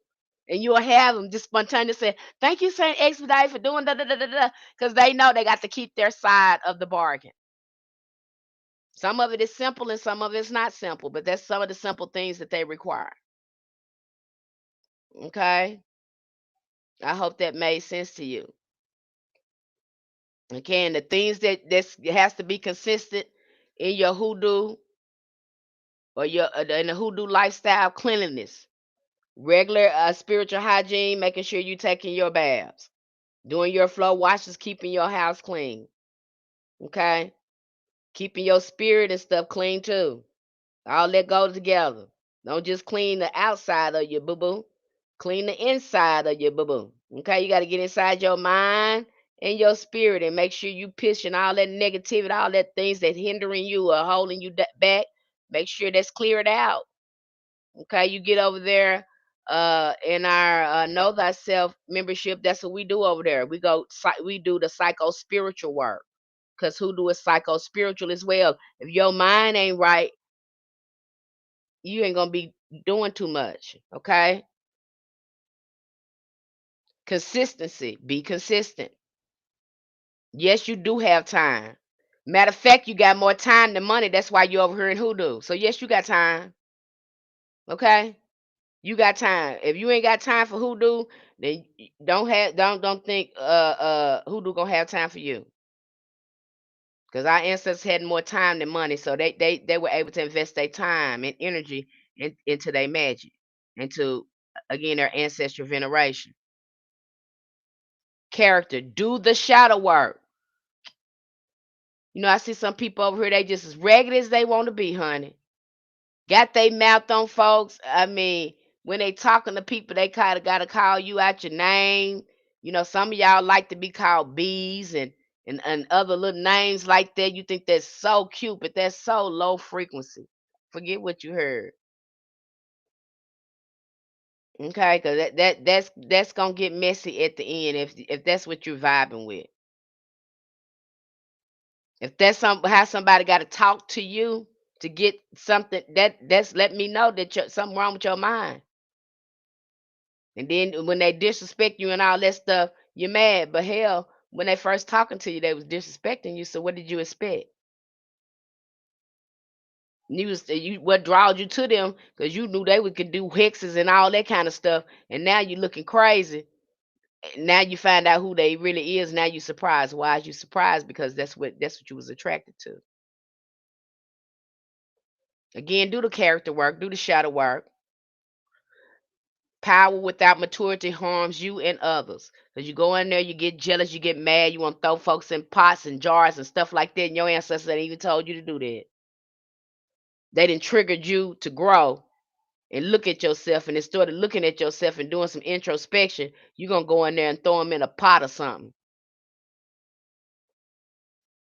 That's what goes on here. I'm just telling it like it is.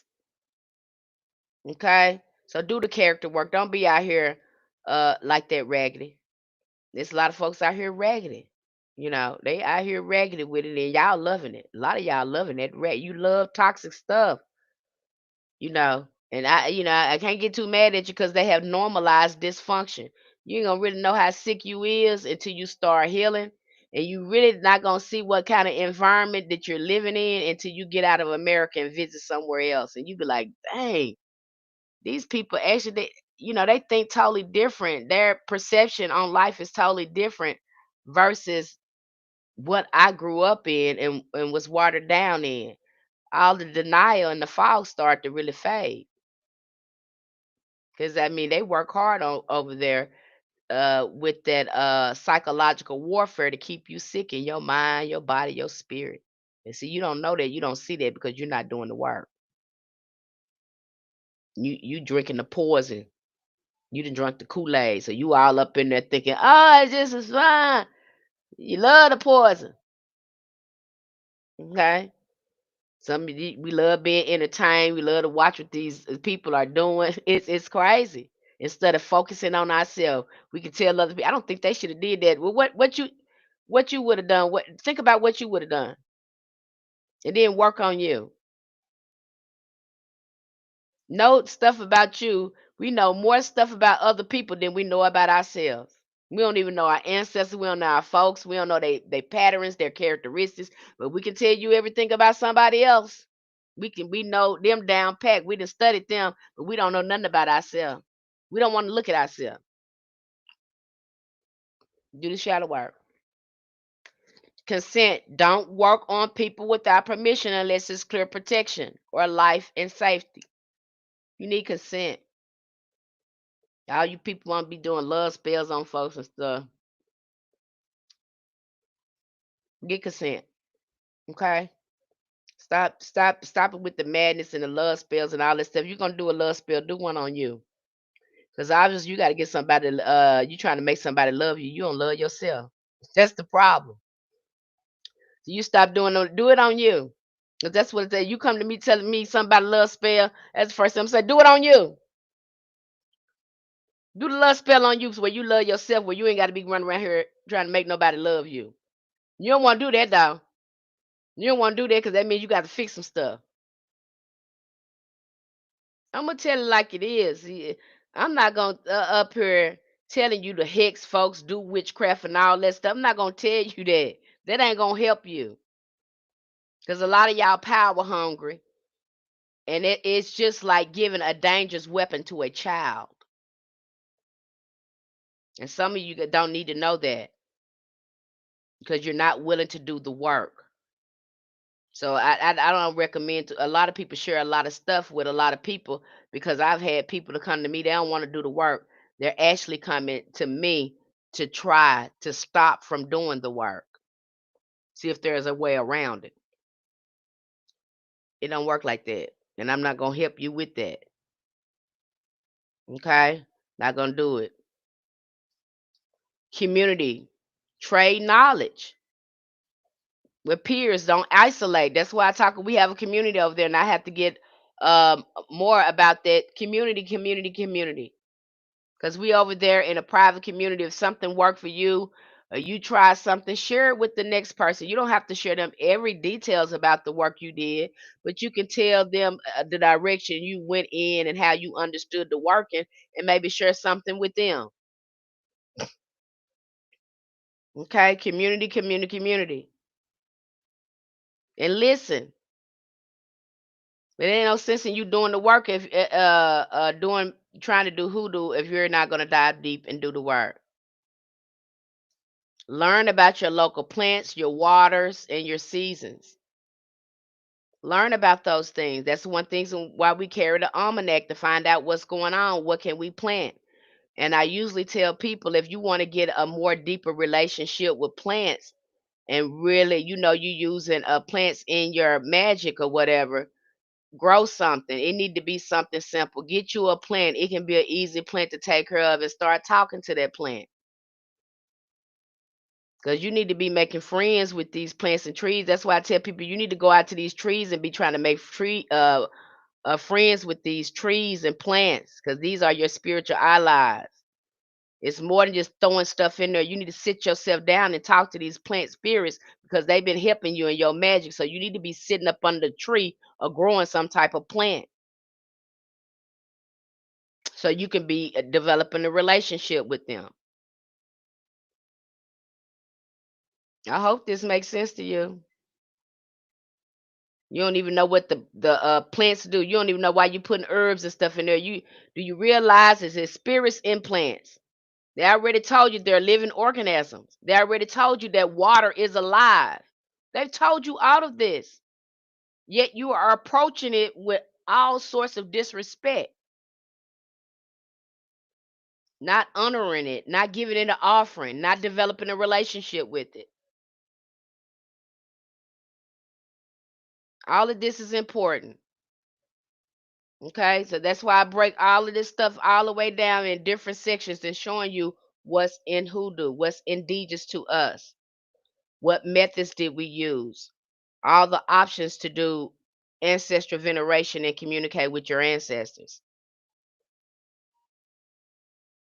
Okay, and the misconceptions to dismantle here, hoodoo is just spells. No, spells are outcomes of lifestyle. The engine is the relationship with integrity. So if you are on the right side, you doing what you're supposed to do with your energy, you're gonna see results. Okay, the Bible is not required. It is just a tool for many. It's optional for others. It's not a requirement. Okay, you can use it as long as you got your mouth. You can get something moving. Open your mouth and be able to talk and move things. The only thing that's required here again is your relationship with your ancestors. Anything goes. No, anything don't goes in hoodoo. Hoodoo has ethics. It's got boundaries and there are consequences. Power is accountable to people and place. So you have to be accountable for your work. And there is ethics with it. There's nowhere in the world I know somebody missing and they want me to go do something to somebody and I know that they messy. Ain't nobody did nothing to them. They think I'm finna do some work for them. No, I'm not doing nothing for you. You're gonna get somewhere and sit down. I'm not putting no mess on my table. I'm not working for nobody. I don't care how much they gotta pay me. I'm not gonna get into it with these spirits because you raggedy. I'm not gonna do that for you. Hey, Korshaw. Not gonna do that for you. So don't be asking people to do that. Some people do that though. It's some people that put a hex on anybody without an excuse. You got some people out there that do that. I don't do that. Okay, I don't advise you to do it either. You're gonna do that in the long run, but mess yourself up. Fast results. Proof is working. Sometimes the sacred answer is delayed, detour, or a lesson first. Results arrive on the road of alignment. Again, if you think you're gonna get some fast results here,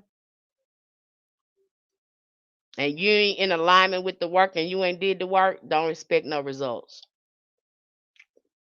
Stop listening to people telling you to do this spell and it's gonna make it right. That don't always work. Okay? The red flags, if you study doing stuff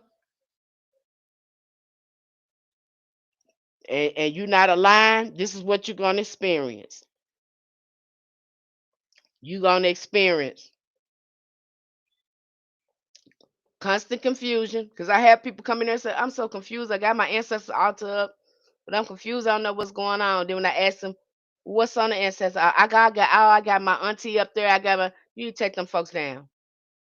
That's your problem. That's your problem right there. Take them folks off there. Them folks need to be somewhere resting somewhere, not working for you. They didn't get no rest while they was alive, and you still gonna just try to work with them when they passed. So them folks need to rest. You need to get elevated ancestors and start working with them, and then go back and choose your family members. That's usually where the confusion comes from. Messy altars, your altar mess. That's where you open your mind up to your spirits. So if your altar a mess, your mind a mess. That's a representation of your mind there on your altar. So if your altar is messy and it's dirty and the water is cloudy, your mind is that way. Clean off your altar and see how you feel. Recalibrate your altar and then see how you feel. Okay? Another red flags. Gossip. Close your mouth. Hush your mouth. You don't know nothing about them people. You don't know their story. You don't know none of that. If you're gonna open up your mouth, it need to be for mercy, grace, compassion, or saying, "Oh, them people need prayer." Oh, that's just so. Ooh, God, I hate that happening to them. They need prayer. Now I ain't gonna judge them. I don't know where they've been through. And see, once you start looking at yourself, you stop gossiping because you realize you ain't better than nobody else when you start looking at you. See, a lot of us, we don't know ourselves, so we so quick to put our mouth on people. But if you was actually do some introspection and look at yourself, you ain't got no room to be talking about nobody. You need to keep your mouth closed. Because the same, you'll start giving people more grace, mercy, and compassion when you start looking at how the raggedy stuff in your life. Because all of us got some raggedy stuff in our life. So stop playing. I wouldn't do this. I won't do that. You don't know what you'll do. You don't know what them people been through. Hush your mouth. Our ancestors been through a lot. So just be quiet. Hush your mouth. You ain't got nothing to say, a prayer or nothing like that. Be quiet. Hush. Cause you ain't doing nothing but crossing yourself up. Just hush up. Hush, hush, hush, hush, hush. That's the best you can do for yourself is hush up. When you see somebody, I was like that at work, and I knew them young girls at their job, they gossip, they just gossip. They was in that clique. And they didn't like, because I didn't get with that clique. I don't get down with that gossip. I don't do it. I would separate myself and go somewhere else, go to my car, do my prayer affirmation, and sometimes spray myself down with Florida water. Yeah, I would just wasn't clicking. You get that on them job. You have to, you know how to separate yourself from that. Even when they come up to me, one of God said, please don't talk about them people. They need prayer. Something's wrong with them. I don't know what's the matter with them. I don't know what happened to them, but let's not talk about them.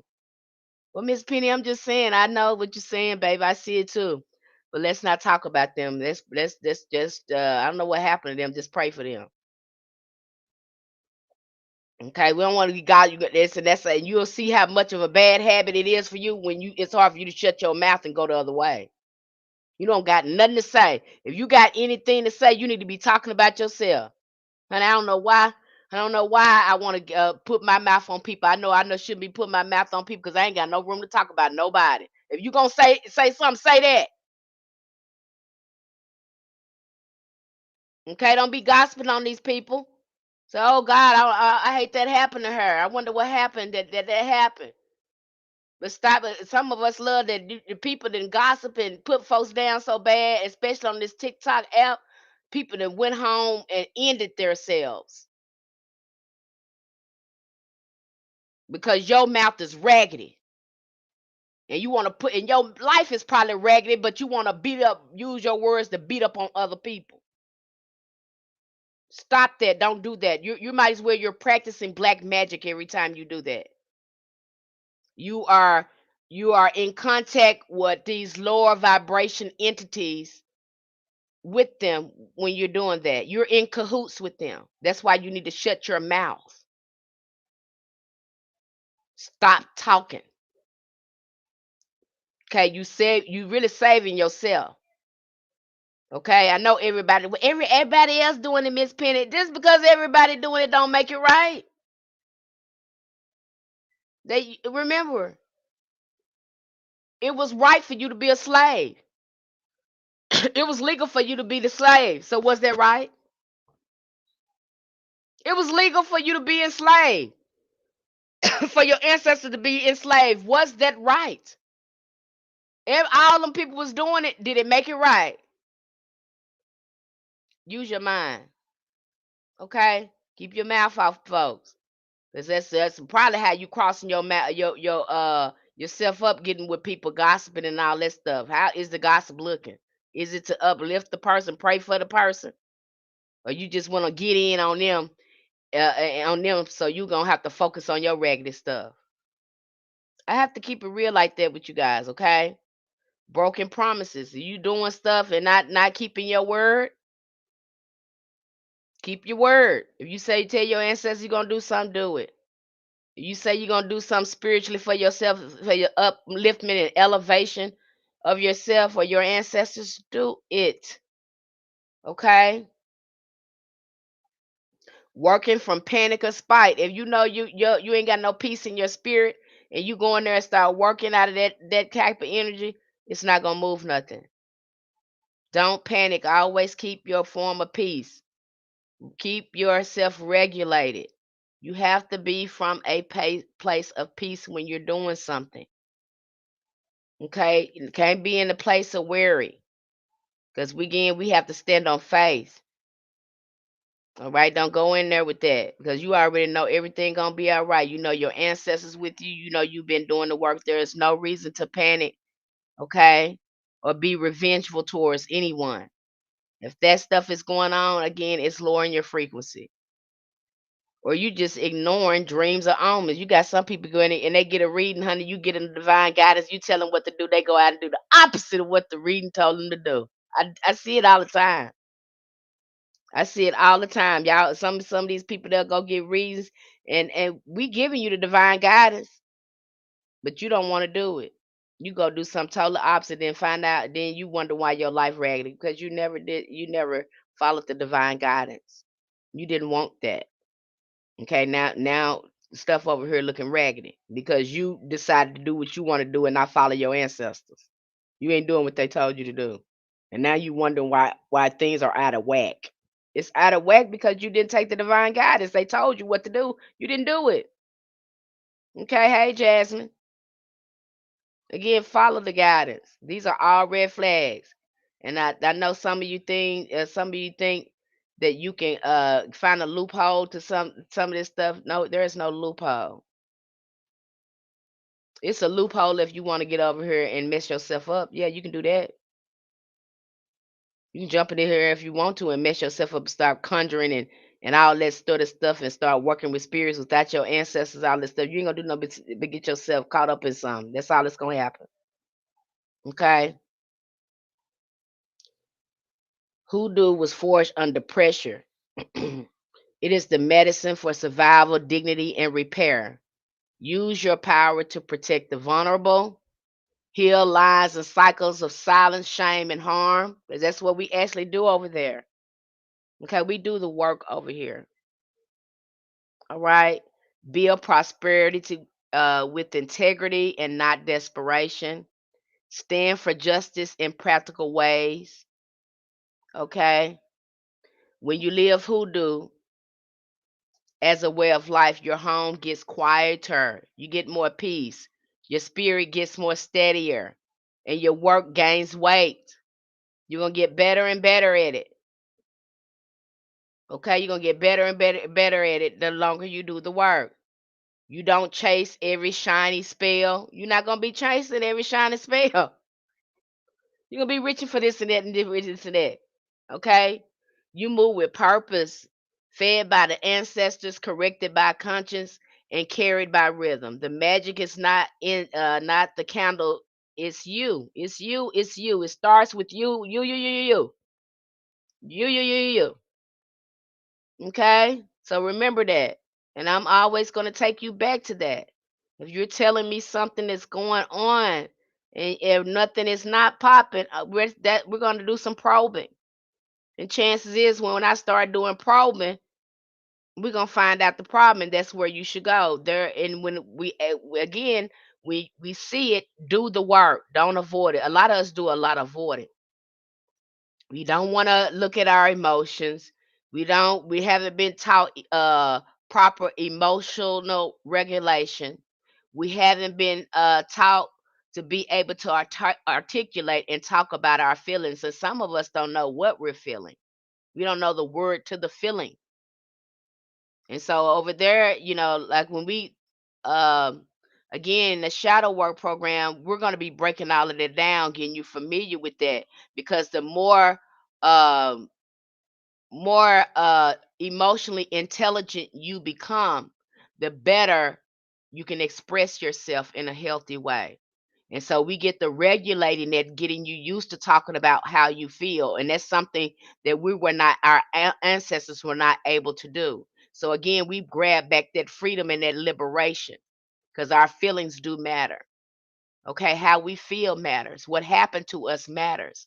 And so over there, you get a chance to share a lot of that and clear a lot. And I tell you, you think talking don't matter.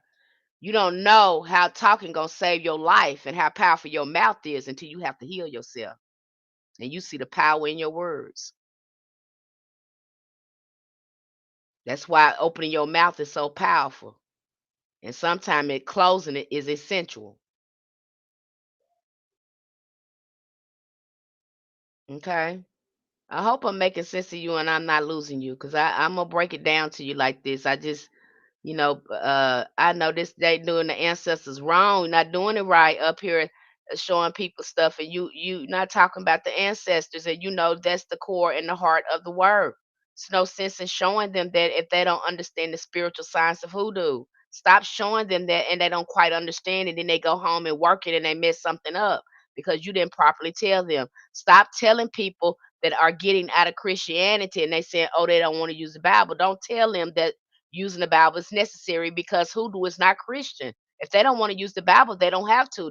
It's another option they have. Stop telling people that. Stop giving people psalms and workings and things like that if you're not going to break down the context of the work. Don't do that. Don't do that. Okay? Don't do that to people, especially if you're not going to be working closely with them. That'll be different if you hired me to do some work. Maybe you weren't practicing hoodoo. Yes, I'm trying to be as gentle as possible. Thank you, Quarsha. Quarsha said, "You talking the truth. We need to hear this." That's just like if somebody that didn't practice hoodoo and they came to me and they said, Miss Penny, and I get it all the time. Miss Penny, I got this going on, and I need some help, and I need you to help me. I'm gonna hire you. Can I hire you to do some work? Now they might hire me to do some work. But you best believe I'm giving them some work to do. No, no, no, no, no. You got some work to do too. You need to be burning this candle, saying these psalms and stuff at this time while I'm doing this work to move the work along. That's how that works. That should be done if you've hired a worker to work for you and then they give you work to do with the psalms to help to move the work along. To see you don't just hire the practitioner to do the work. They should be giving you work to do too to ensure that you get the results that you want. That's the only time that you should be working hoodoo. And you know, if you're not in the practice and you went through a practitioner and they gave you work to do to help the work. But to be giving people you know, remedies like that, and they not familiar with hoodoo or the science of hoodoo, they haven't even been working with their ancestors, that's not helping you. It'll be different. Now it's gonna be totally different if you reached out to a practitioner and you hired them to do some work and they gave you your work. Yeah, that would make sense for you to do that. Because again, they're helping you and moving the work along for you. They're using their ancestors to help you. And they've given you extra work to empower it. Yeah, that makes sense then. But it doesn't make sense to give you psalms and spells and stuff like that. And I know that you don't understand the spiritual science of hoodoo. That's not gonna help you. It's just gonna be a temporary fix. That's all it's gonna be. You're gonna find yourself coming back trying to figure out what's going on. Okay, I want you to know so you won't be confused, and then you'll know too who know the real thing and who don't know the real thing, who know what they talking about, who don't know what they talking about. Because if they can't come down here and give you full disclosure and transparency, like I'm giving it to you, something is not right, beloved. Question them, because it is hoodoo is more than psalms. It's more than spells. It's more than that. Okay. So if they can't break it, come here and talk about it and break it down in this way, question that. Okay. Now I'm going to move on to chants. I talked about that and broken that down. And again, we're going again. You know, our hoodoo community over there. You are going to these next few weeks hit the books because you got other stuff to learn. And we're going over ancestral veneration again for you guys. So make sure that you are reading the materials. Make sure that you are reading the lectures. I know that if you're asking me about something that I've already went over and I have given you an extensive lecture about it, when I don't see you comment on the post, when I don't see you engage, and I don't see you in the chat, and then you start asking me questions about something I know that we thoroughly covered and you have all the resources and an extensive lecture there, that's let me know you're not doing the work. You're not doing the work. And some of us, you think this is like we should be sitting down preaching at you and throwing stuff at you. Who do ain't they ain't like that. Any magical signs, you got to get yourself somewhere and sit down and put and reprogram your mind. Ain't nobody gonna keep on hollering at you, preaching at you, and telling you stuff like they do in church. But that's what some of you guys are used to. Ain't no shit nobody be having to holler at you and make you and all this kind of stuff. You got to ask yourself, why do I need that? Why I need somebody hollering and yelling at me and talking about me to get me to do something?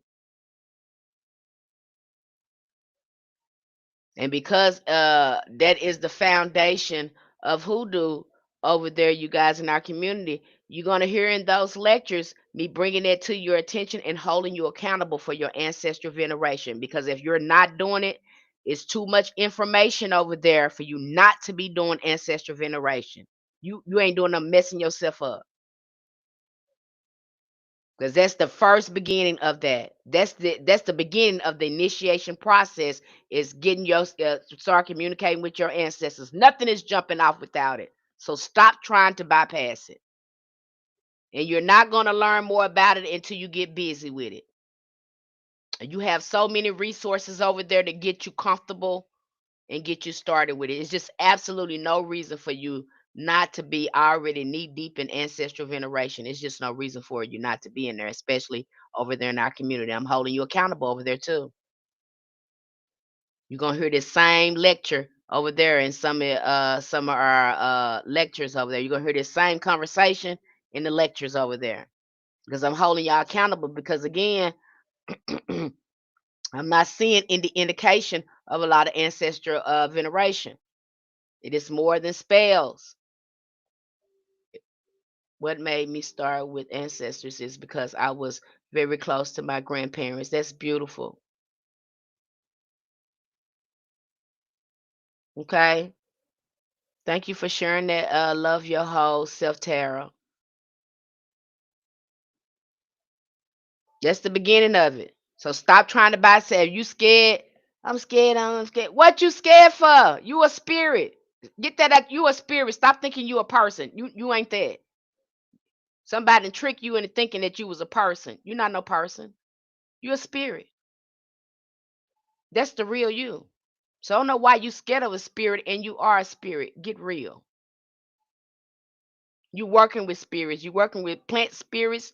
You working with that spirit in that candle. Once you set it and put herbs on it and it's ready to go, it's a spirit now. So I don't understand what you're talking about when you come over here with that. You with that spookism and that colonizer mindset ain't gonna work for you over here. That Christian mindset, it ain't gonna work for you over here. And so when you talking like this, just let me know you ain't ready. You're welcome. I'm going on your Patreon. Well, thank you. We're gonna be happy to have you, sweetie. Stop doing that. Get over here and think you're gonna. Don't come over here with the same Christian. It just don't work. And if you know you still got that, then Hoodoo ain't for you. You need to probably do some more deprogramming and all that stuff before you get over there. Because we work with spirits over here. That's what we do. And we don't talk about Jesus. We do what he do. We do the Lord's work over here, as our ancestors put it. If you ain't ready for that, then you stay right on there. You stay right on in the yard and let the big dogs take it. You sit your little puppy self on the porch. That's what you do. Okay? You want that watered down, superficial stuff, you go ahead and have it. Okay? Some of us don't want that. We want the real deal. Let us have it. All right? Don't come over here scared. You scared of your ancestry veneration. You said, I ain't got no space. You better make space. I don't want to hear that no more either. I ain't got no space in my house. You better make space. I ain't got no space in my house either. But that ancestor altar sitting right in my bedroom, and I cover it up or whatever I need to. You better make space. You talking about you want Hoodoo in your life, but you ain't got space for the ancestors, but they ain't got space for you. Come on, when you come up with them excuses, ancestors, they throw that right back at you. You ain't got space for us. Well, hell, we ain't got space for you. Oh, you don't want to spend no time with us? Well, hell, we don't want to spend no time with you. You get in what you put out. You know, you can't fool these spirits. You can fool people, but you cannot fool these spirits. So don't you think you can get over here thinking you can outsmart a spirit? That's crazy to even think that. You can manipulate and deceive people, but you cannot manipulate and deceive these spirits. So if you get over here doing that, you're gonna mess yourself up. You can't come over here with the same thing. You can't do what you do in church. I'm gonna pretend to be Christian and I'm gonna fall out and do all this, and then I'm gonna go home and I'm gonna raise hell and I'm just gonna be the devil. You better not do that over here. You're gonna find yourself jacked up. You better not do that over here. Don't do that over here. I recommend you not do that because we do real integrity work over here. We get ourselves right over here. Don't come over here with that. You think and you seeing that in a lot of in these communities too. They pretended. They don't know on the long run you're gonna get yourself messed up some kind of way. Because you can't fool a spirit. And you're trying to use spirits again to deceive and manipulate people. You're gonna fall every time you do that. I'm seeing a lot of them fall now because um they're using Ifa. They're using their spirituality to deceive and manipulate people. And a lot of them fall because them spirits they're gonna tear you up, they're gonna leave you to the wolves. And so if you thinking like that over there, you're gonna get yourself messed up. Yeah, it'll work for a little while. It'll work for a little while until your mask drop and people really see you. And them spirits ain't with you because you ain't did no character work. You sitting up here hiding, faking in front behind an initiation or a religion. That's what's going on now. You seeing it right there. And you steady jumping in people inbox talking about initiation and you over there raggedy. Go sit down. You make your religion look despicable. Go sit down. You doing the same thing the Christians do. Now you making your stuff look raggedy over there and nobody want to even look at you. Stop telling people what they you don't even do what you're supposed to do in your own religion. You sit up here and manipulate, think that you're gonna use the Orisha and all them to deceive and manipulate people. They're gonna eat you, and then you took a blood oath. You spill blood too to get that initiation. You gonna get over there and start playing. You better get somewhere and sit down and try to focus on what you need to be doing. Stop getting in people inbox telling they need to be initiated. Focus on what you need to be doing. Y'all got so many rituals and books over there that you're supposed to be reading. You shouldn't have time to be jumping in nobody's inbox or using them as a what you call it, whipping them and all that stuff because you got initiation, you got religion. You act just like them Christian people. Get yourself up more and sit down. Be quiet. You make that religion look terrible because none of you have no spiritual qualities at all. You are religious fanatics. There's no spirit. You have lost the essence of spirituality. And now you are promoting the agenda of men. You have lost yourself. So hush your mouth and be quiet. And stop trying to tell people, especially in Hoodoo, what we should and shouldn't do. Sit yourself down. It's a disrespectful to the ancestors to even open your mouth and tell somebody that look like me that I need to be initiated. Hush your mouth. And keep it closed. Keep it closed. If you ain't got nothing to teach about what you know, hush. And stop using other people's videos trying to make an example of them rage baiting and all that stuff, harassing people like that to make you look good because you think if you knew what you was talking about in your religion, you wouldn't have to talk about people. You could talk about what you know. But no, y'all too busy trying to police people. You just like the colonizer. I can't wait till the ancestors do something with y'all. Y'all gonna get away with that. You getting away now and make it look pretty, make it like you gotta be initiated. You're getting away with it now. But you better believe me, when the ancestors get their hands on you, you're going to sit down. Nothing is above the ancestors. And the Orisha or the Voodoo wouldn't be there without the ancestors. Nothing is above that, not even you. I'm so sick of y'all doing that to people. It's a slap in the face and it's disrespectful. And I wish you would stop it. I mean, I see this going carrying on, carrying on, carrying on. And then you want to think that you're superior to anyone else. Baby, I know some Hoodoo workers with lay initiated person on their back. So don't you think it ain't no power over here just because you paid thousands and thousands of dollars for initiation. How you ranking in that spirit world, though? How you ranking in that spirit world? I don't care how much money you done pay. How you ranking in that spirit world? Now y'all cut that out. So don't let them people bully y'all into initiation or telling you what you can and can't do. Because them people ain't even got their own self right over there. Some of them houses and stuff is not right over there. Some of their godparents and stuff is not right over there. So they're not superior to you. In fact, they have been infiltrated. So you need to keep a close eye out on those people. Don't let them people bully you and bamboozle you and deceive you. Don't let them do it because they can't sit here and tell you about what they know. They study talking about you got to be initiated. They don't know nothing. They don't know nothing. They trying to ride on the title and initiation. They don't know nothing.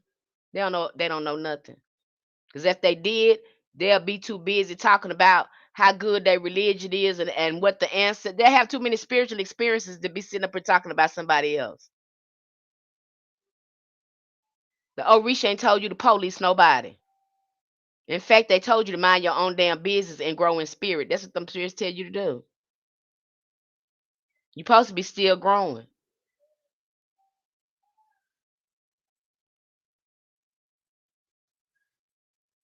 Love said, these people asked me to join their house, and I went to a few classes and visited, but they were always high and I didn't like that. See, some people that they don't got themselves together. Okay.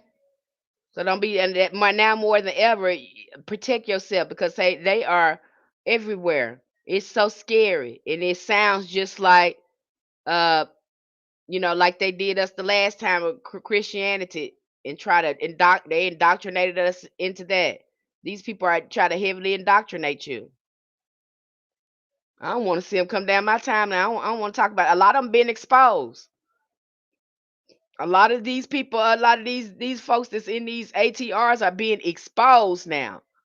Why? Because you can't get away with that for too long because them spirits gonna shut you down. And when they shut you down, baby, it's not gonna be pretty. Ain't nobody gonna be trying to hear you the way those spirits expose you. And was invited to New Orleans but didn't go. I didn't feel right. I'm self-taught. Okay, don't again be careful with these people. And my thing too is why is y'all trying to get people initiated? Why are you doing that? You know what I'm saying? It'd be different as you was uh offering to teach people. But no, that's not that you don't you want them, you want to again bamboozle them into spending their money and not give them anything. And you can't even articulate your own religion. You can't focus enough on your own religion to share what you have learned in your experience. You too busy up here screaming initiation and telling what a person what they can and can't do. I'm not making this up. You got a lot of them on this app like that, and it's disgusting. It's disrespectful. They even had one time. I don't care what the ancestors say. This is a person. Eve, I don't care what your ancestors say. I said, girl, that now you crossing the line because even your religion's foundation is ancestral. You wouldn't know the Orisha if it wasn't for the ancestors. So I don't know what you're talking about. You sound like something wrong with you. It trips me out. Okay, so be leery out there, these people, because honey, some after COVID, these people lost their mind and everybody wanted to be a spiritually. And they want to change their name and buy these titles and rebrand themselves and they ain't got no spirit in them. And you probably got more spirit in your pinky than they do in their whole damn body. They just got a good conversation, some of them. Some of them like car salesmen. They talk a good game. But when it's time to do the work and it break things down, they can't provide you with anything. Okay? Now let's go into chants. We're gonna talk about chants because that's very important, especially for the ones and you say, Miss Penny, I don't like the Bible. I don't like that. I'm just not feeling it. I try to get into it and I couldn't do it. I just can't do it, Miss Penny. Do I have another option? You absolutely do, beloved. You can do chants. In the world of conjure, the voice has always been the sacred tool. Words are not just sounds, they are carriers of energy, intention, and spirit. And you can do that with chants. Okay? When repeated rhythmically and with focus, they become chants. Okay, so when we say something over and over again, even when they're repeating the verses in there, and our ancestors knew this. That's why they would say things 3, 7 times, sometimes 9 times, depending on the work that they're having. So again, it's building up the tension, it's building up the frequency. Again, creating a current that moves the work along. And plus the signature of your voice, because your voice is like your fingerprints. It got its own frequency. Okay. And you're able to tap into that, into the ethers, and have them helping you again bring this creation to form. All right. Living by vibrations to shape reality, call on ancestral forces and open pathways in the unseen world. Chanting is one of the oldest spiritual technologies, deeply rooted in African and Indigenous diasporic traditions. So now we're really go into the magic of it now, because now we're looking at chants. We're out of Psalms now. We're looking at chants. We're looking again at the core of our indigenous spiritual practices when we start looking at chants.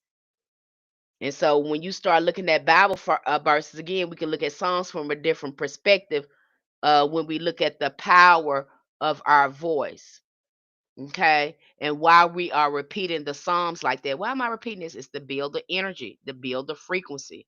Again, to get your voice heard, because through your voice, now you know how to use your mouth. You know your mouth is a tool. And you heard in your own book, they say the mouth, the tongue possess the power of life and death, and it truly does.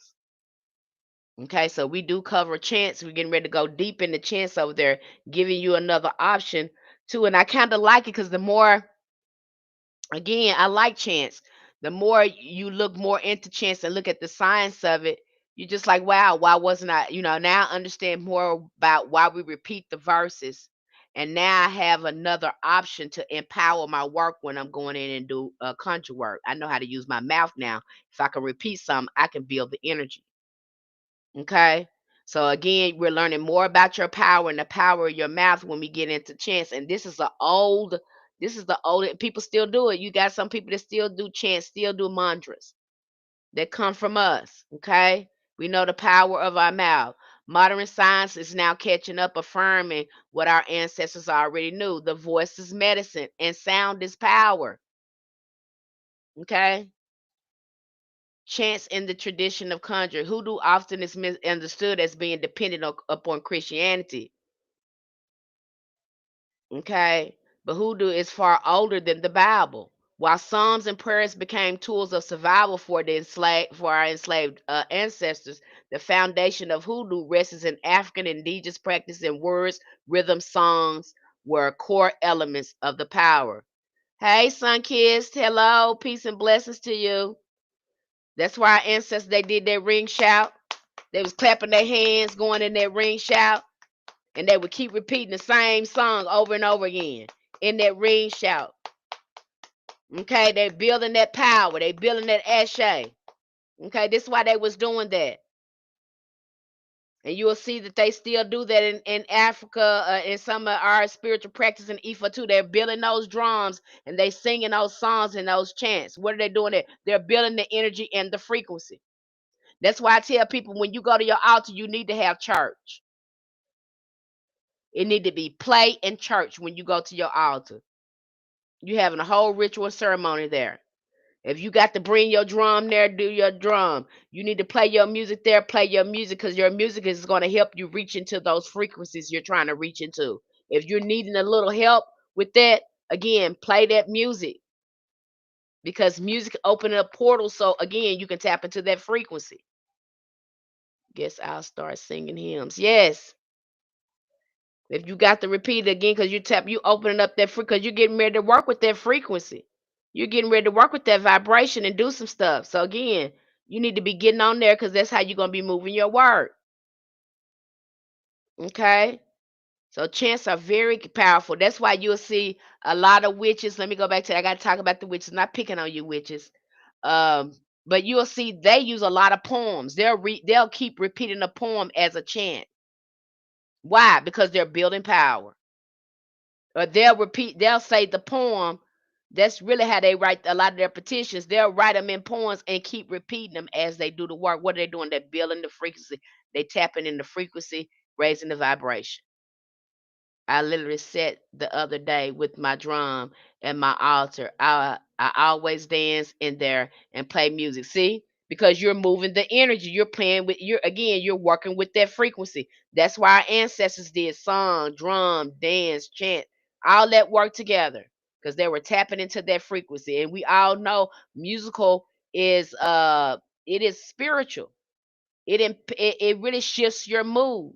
It can either raise your frequency or drop your frequency. You got tools right there in front of you, but if you don't know how to use them in your spiritual practice, you're gonna be lost. But that's one thing I'm gonna do. The ancestors put at me. I'm gonna tell you. I'm gonna tell you how to do it. I'm gonna help you understand the science of it. So when you go to your altar, you know exactly what the hell you're doing. Can't nobody tell you what to do or how to do it, because you already know. And I want that for you. Because I don't want nobody making no fool out of you, playing with you. Okay. Yeah, they did chant a lot. But what about writing petitions? You can write petitions. The petitions is nothing but a contract to the spirit, telling them that you want what you want them to do. So yeah, you need to write that down. And then you need to move to work along with Chance. But Royal Goddess, if you want to learn more, get over there in the community if you're not already in there. All of this work together. See, you getting bits and parts, and now you ain't got the whole thing.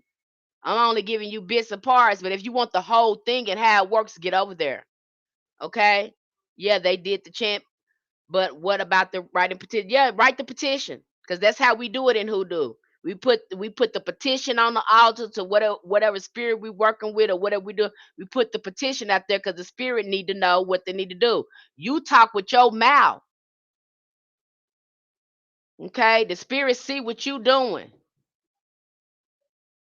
Okay, that's how you're gonna communicate with them. So yeah, you still gonna write the petition, but you're gonna say the chants. If you're doing any calendar work, if you're doing any jar work, and you're moving along, you need to be chanting. You don't need to just be walking away from there putting a petition there. That's not gonna help you. What you doing to move the work along? Are you fasting? Are you praying? Are you drumming? Are you doing any movement? If you want your work to move, you got to move something. Okay, it's already said that 10 or more black women can change the world. It can. We get to chanting together and get in one room. You'll be surprised what a collective of women can do when they have when the intention is there. You can move stuff. That's why you see our ancestors that would come in community and do things. And this scare this is why the colonizer didn't want your ancestors together because when we get together and start chanting and stuff starts shifting and happening. They didn't want your ancestors in there playing with them drums and chanting and stuff. They didn't want that, but they still did it because they'll repeat them prayers and them psalms over and over again. Still same thing. Then they play they church music and then say something else. I have to make this absolutely clear. The Holy Ghost, I don't care that in Christian people, you're gonna get mad at me and I don't give a flying flip. But everybody that I know that will mimic the black church. Why? Because we come in contact with the soul. We come in contact with ancestors. They even preach like us. Well, come on down here. And God said, again, that's conjuring. That's chanting. He's going into a frequency. He got a rhythm with that. He's repeating that over and over again. In that way, they are chanting. We was doing it right in front of their face, and now you got other people copying us. You got people saying, "Well, we don't want to dance and to jumping around like that." We still was doing it. What we say, we got the Holy Ghost. What were we doing? What was that? There was spiritual possession of ancestors. You were being mounted by our ancestors. I don't care what you say, Christian people. You still practice voodoo. You don't know you're doing it, but that's what you're doing. You go to a voodoo ceremony and you watch somebody gets the Holy Ghost. It's all you look like you're looking at the same thing. You be like, what am I looking at here? What which one is Christian and which one is voodoo? You can't tell the difference. You then want to call somebody evil, honey. Y'all sit there. Who you talking to? You talking in different tongues, and who done mounted you? Your ancestors. What what do you say usually do with the petition after you got what you asked for? You can either bury it, ask your ancestors what you can do or what they want you to do with it. Some people bury it, some people burn it. But ask your ancestors how they would like you to dispose of it. Okay? Same for when you call on the altar call. Uh-huh. They slaughter you if you tell them it's the same. Yeah, they get mad. But you sitting up there looking at it.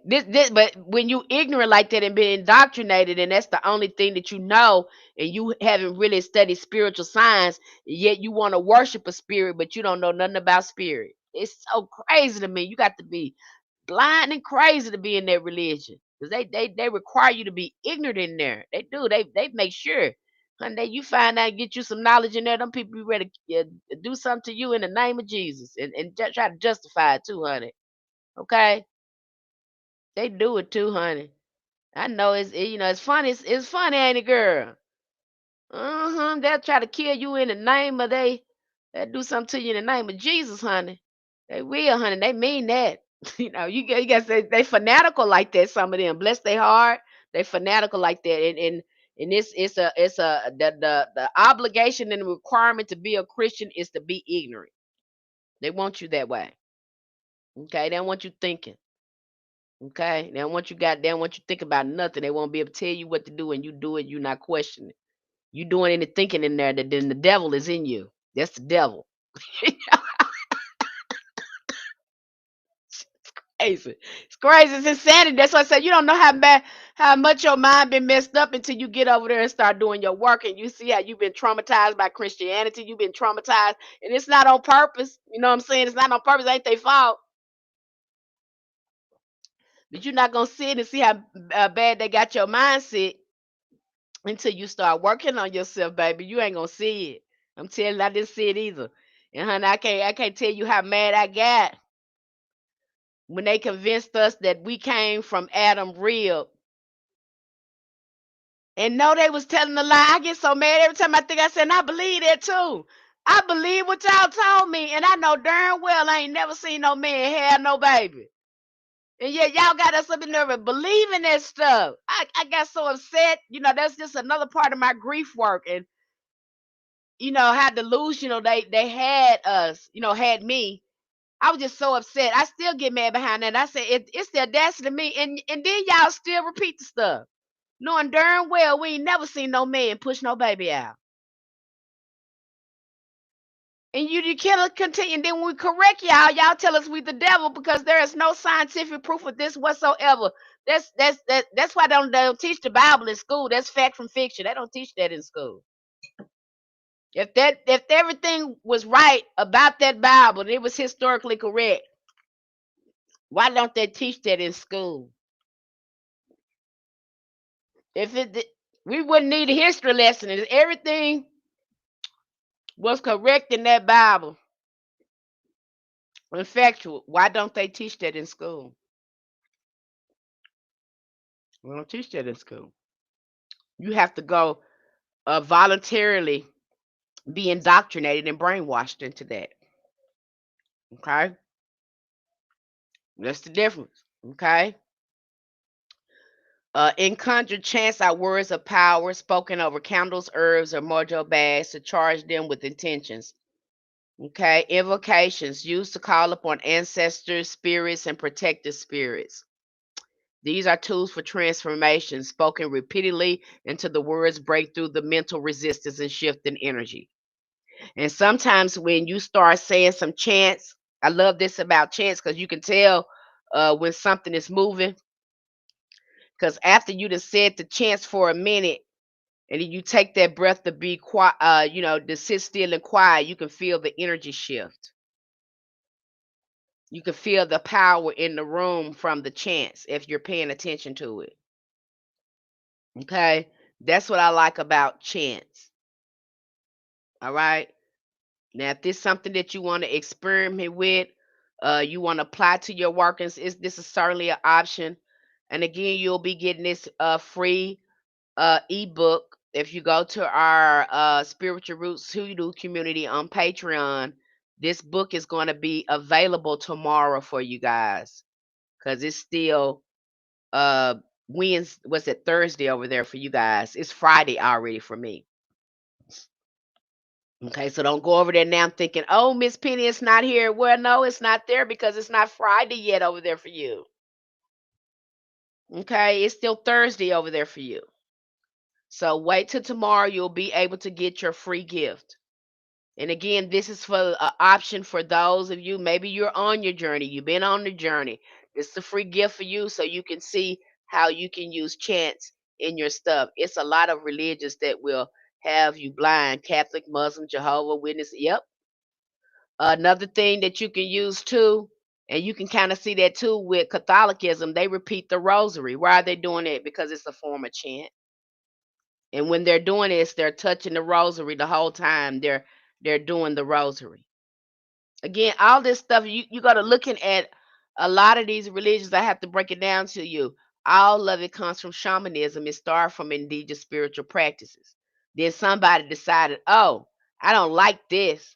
I'm gonna water it down and make it good for me. That's what happened. It wasn't nothing wrong with it in its original form until man said they want a religion and they had to take the divine feminine out of it and water it down. I'm gonna keep it simple for you because if I don't, I get on my soapbox and I just keep on going because I can keep talking about this.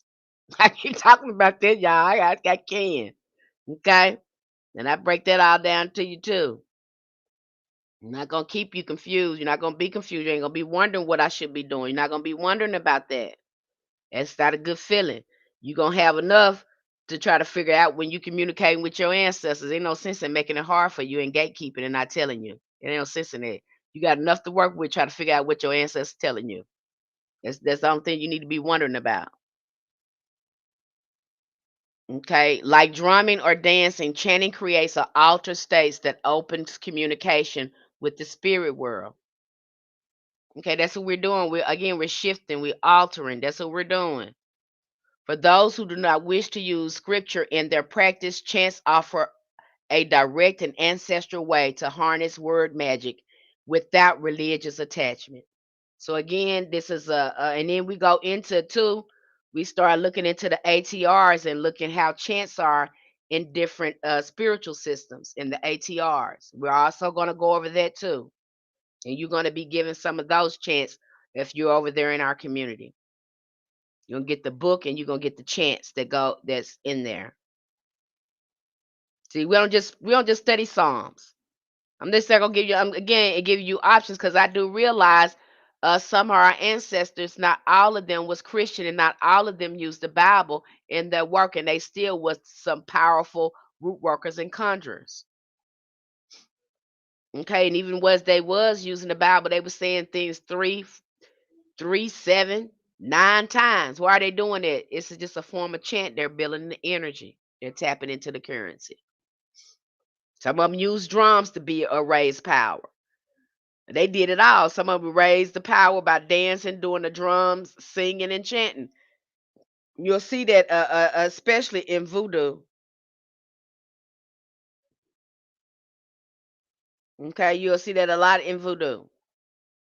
That's what we did, and that's why they didn't want you to do. They didn't want you chanting and beating on your drums and stuff because they knew they was gonna be some stuff moving, so they had to take that stuff away from you. They outlawed a lot of that stuff. Okay. Uh, the science of chant. While chants may appear mystical, their power can also be explained through the lens of science. See, we're going back to science. I'm not going. I can break this. We can break this down to a science, you guys. I can take the ooh-ha. Our ancestors took that out of there. Okay, they broke this down as a science, and then that's why we get so upset when Hollywood get their hands on our stuff and try to distort our stuff. That's all they do is distort it and put fear into it. Okay, that's why we be looking like, why are you doing that? Why are you putting fear into and this ain't that? We're gonna talk about how your religion massacred people. What are you talking about? We ain't even did half of what y'all done did over there uh with the Christian Crusaders. We ain't even did half of what y'all done to people. And yet you sitting up making our spiritual practice look sinister and evil and nefarious. Why are you doing that? Okay? Frequency and vibration. Every sound vibrates at a specific frequency, and those frequencies interact with the body and environment. We already know sound has the effect on water. So if sound has the effect on water, it's going to have an effect on you. And if it would change the molecules in water, what do you think it's doing to the blood in your body? And remember, most of our body consists of water. What do you think it's doing to you? If it's changing the molecules in the shape of water, and when you start listening to high frequency sounds, what do you think it's doing to you? And remember, your body is made up of more blood and water. Is it making sense now to you? Is it making sense to you? Now you seen the scientific study where they play this good music or say something to water and it makes all these beautiful patterns. And then they say something negative to water and it make all these jagged edges in the water. So when you expose yourself to high frequencies and say good things to yourself, what do you think that's happening in your body? Since your body is composed of blood and a lot of water, it's changing the molecules. Alchemical uh, process is happening. Okay, I hope that makes sense. That makes sense to you when I broke it down like that. Okay? Is that making sense to some of you? Chanting certain syllables create resonant vibrations that balance the nervous system, organs, and energy centers. I just said that before I even read it. It's gonna put you back in balance too. Again, all this is a byproduct. But because you're not understanding it like a science and it's woo hoo hoo woo ha and people, not coming here putting it together like that for you, it could, leave some gaps in you because you're like, why this? Why does it do that? I'm gonna take that out of there by breaking it down as a science to help you understand. We just did that. Okay. Resonance in the body, chanting stimulates the yagas nerve, which governs relaxation, emotional balance. This is why chanting brings calmness, clarity, and focus. Repetition and neuroplasticity. The brain rewires itself through repetition. Chants act as affirmations with rhythm and embedding the intention into the subconscious. Because once you get that subconscious going, that's where all the magic is going to happen. Quantum connection. Physics teaches that energy responds to vibration and intention. A chant focused, repeated, and believed becomes a vibrational command that influences the unseen fields of possibility.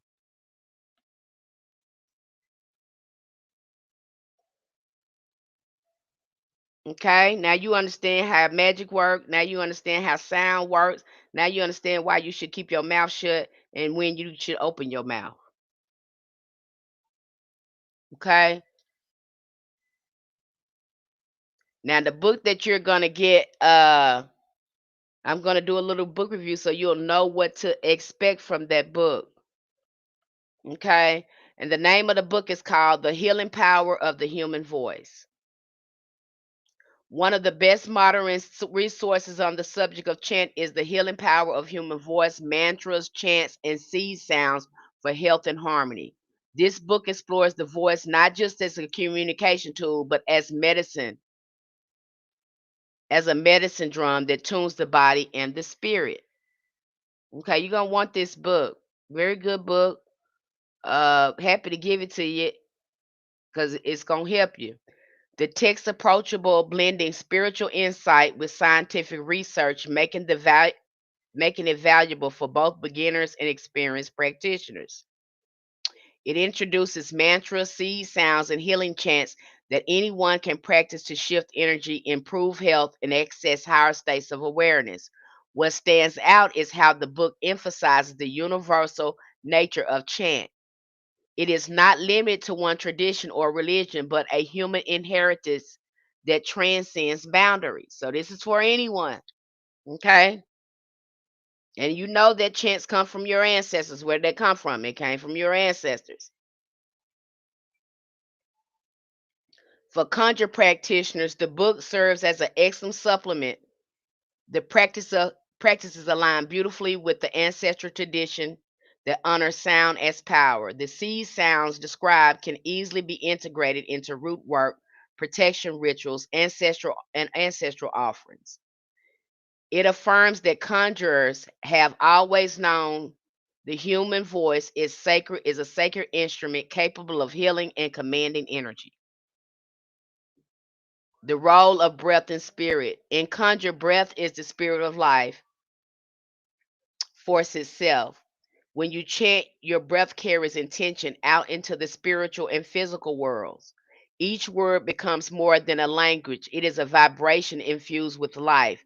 This is why whispering a chant into a water changes its structure, or why singing a chant over a child bless them. The spoken word is a carrier of spirit. Okay? So again, you can do this in any of your working. Why does chance matter? Okay, I'm giving you another option because I know it's more than one way to do this work.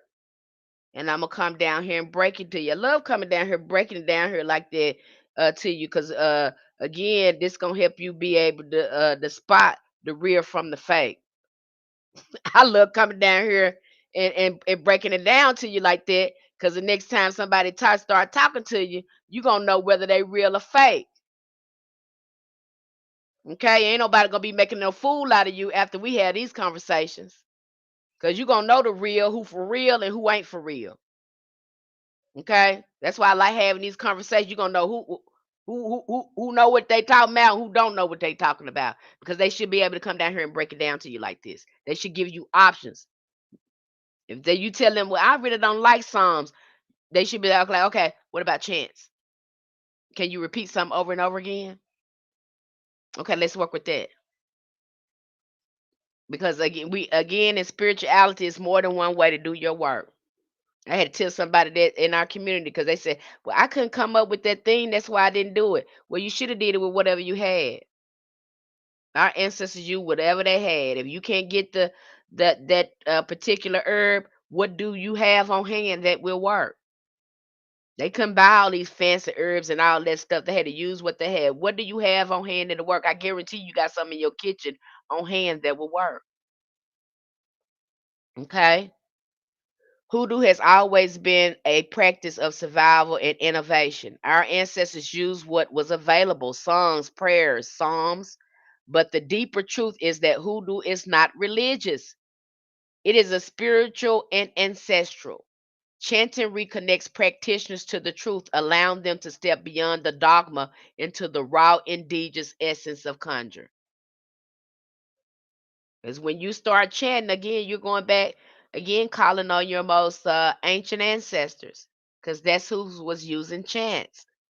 Okay, chants remind us that don't always need elaborate tools. The voice alone is enough. It is the drum, the rattle, the prayer, and the command. It is the bridge between the physical and the spiritual. Chant is the heartbeat of conjure, an ancestral technology that merges the sound, breath, and intention to create transformation. Science confirms what our ancestors already knew. Words have power to heal, protect, shape reality. Books like The Healing Power of Human Voice gives insight into this ancient truth, offering tools to reconnect with the voice as a sacred instrument. Okay. So again, you'll be getting that book again tomorrow. You should have it on file. And for people in our hoodoo community, you're gonna get that book and then even more books on chants, even all sorts of rituals and chants, be given chants that you can use in your conjuring, in your hoodoo. So you're gonna get a variety of books. I go through, I think we're gonna be doing that for like 3 or 4 days, talking about chants, just to get you familiar with it and give you as much information as possible. Does anyone have any? Because we've covered quite a bit here. Does anyone have any questions for me? And again, let me tell you what we got going on, because sometimes I forget this. Again, we have our Know Thyself healing circle that starts on the 7th. We have a book review about hoodoo cleansing, hygiene, spiritual hygiene, that's coming up on the 14th. That's one of our live stream book reviews we're going to be doing. What else? If you're needing an astrological chart reading, you want to know what's going on with you so you can get right to work, you can I forgot to put this in the chat. You can DM me or email me and say, "Hey, Miss Penny, I want the hoodoo spiritual blueprint. Can you do that for me?" And I'm going to probably say, "Yeah, I can do that for you. Give me a day or so. I need your place, your time, and date of birth." And I usually can get that done within a day or so. Um, if you want a tarot reading, be specific about that too, because I do tarot readings too. Okay. And the what is that? That Hoodoo spiritual blueprint reading is under $10, but it's so valuable, and you're gonna be surprised with the quality of the service when you get that back. It's gonna tell you exactly what you should be doing, what type of wounds you come here with, whether it's mother wounds, whatever's going on with your family. You're gonna know what type of healing work you need to be doing and what type of root work you should be focused on. Okay. So that's real. I like that because it's real insightful and it's very informative, and it takes the guessing work of what you need to be focused on. So if that's something that you're interested in, go ahead and DM me. I'm trying to think of anything. I think that's it, you guys. Okay. Hey, Candy. Hey, baby.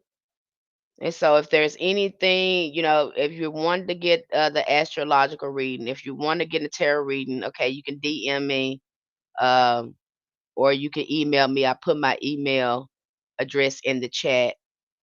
What else? I think that's it. But we got a lot to cover, you guys, and I'll be coming here again. We'll probably talk about chants more in depth after the community has had a chance to review the information. I'll probably come in here in depth, talk about chance, but we have so many other things to talk about. And moving forward, we're going to be talking about spiritual communication. In the next few days, we'll be talking about spiritual communication and maybe give you insights on how to improve your spiritual communication or help you understand how spirits communicate with us. So I'll be going into more detail about that probably in the next few days. And uh, Hoodoo community, look, you're about to get all these lectures about to be dropped.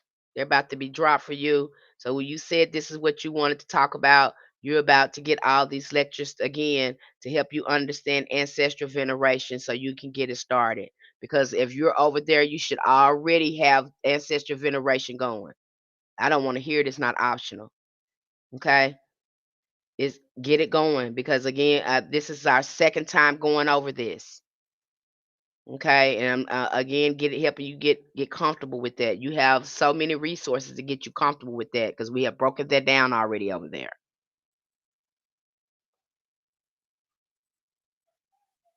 Girl, it ain't no secret, honey.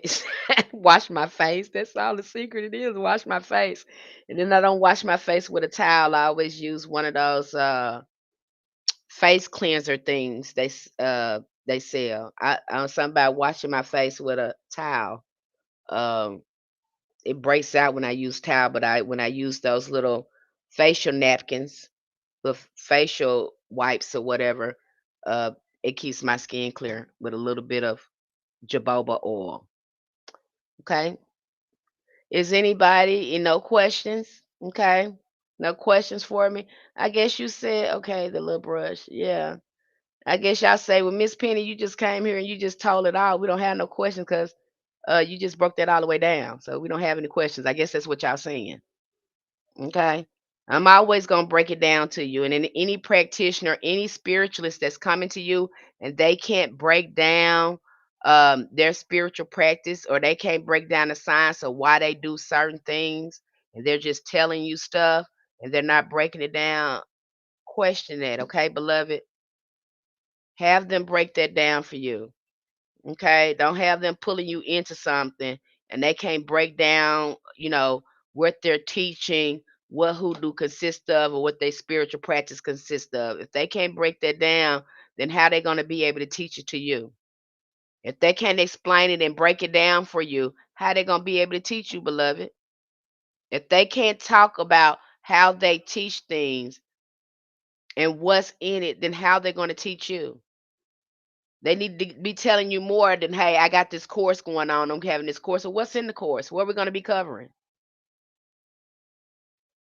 If they can't break that down for you, then again, because of what I'm getting to is a lot of people getting these courses with there, and these people is giving them nothing but spells and psalms.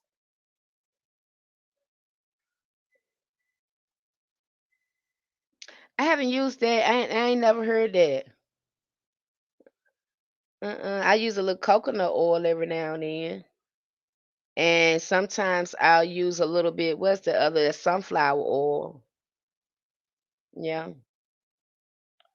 Okay, so if they can't break it down like this, they can't come here and articulate that. They steady showing you spells and stuff like that, and they're not showing you the core practice of spirituality. Then you have to question it.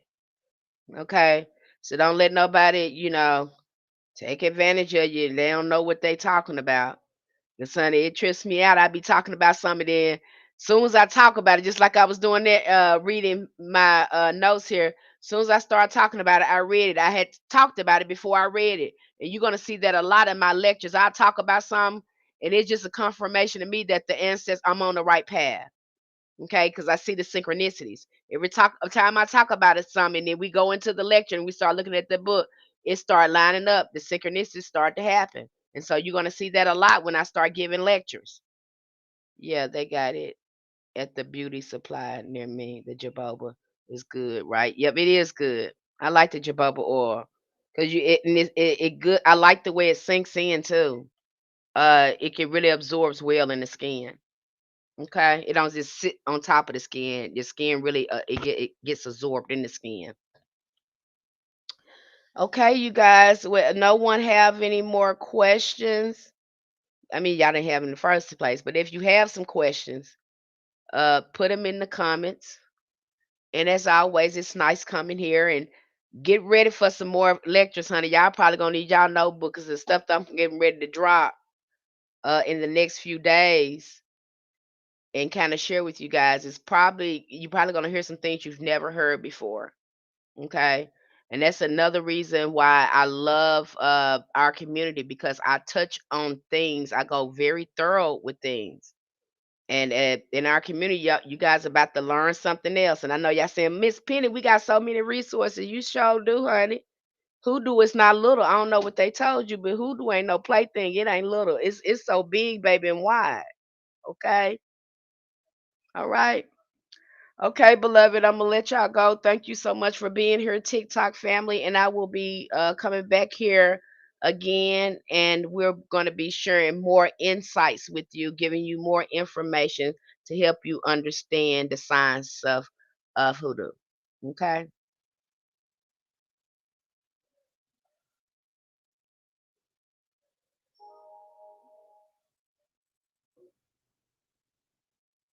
And I guess they get mad at me because I made that comment on that girl. I said, "Honey, them folks don't look black. They steady talking about African spirituality. Everybody in there." I just made a comment on that little video. I said, "Well, I don't see no African people or black people. 100 people just been in my comments. They black, they mix." I said, "Well, I don't, they don't look black to me. I'm sorry. That's why probably why people is don't want to be fooling with them. But get your notebook ready because you're gonna be getting some things. Now, if you're ready to learn the whole thing, because I break it down, I share pieces with you guys, but the people on the platform, they get all the meat. You're just getting pieces, about general topics that we're talking about. So I don't mind coming here and sharing the general topics here. But when you get over there in the community, you get all the meat, all the components of it, and they get the lecture, they get the book, and then sometimes I go into it for about 2 or 3 days about the same lecture so everybody can fully understand it. Okay, so they'll get the lecture and they're going to get the book, and I do a whole breakdown. Most of my lectures, y'all don't be mad at me because some of our lectures is over an hour long over there. And so you're gonna have to sit down for a minute. So I know you're gonna be like, Miss Penn, this lecture is long. Yeah, it is long, baby. It's long. Got a lot to learn. So I got a lot to say, and I got to give you a lot of context. And I ain't just gonna give you nothing and just say do it. Okay. So make sure you're ready to sit down for those lectures, and you got some materials to read. So make sure you're ready over there. And for those of my YouTube family, get ready to take notes because I'm gonna share a little bit of that knowledge with you that we have going on in our community. Okay, you guys, light, love.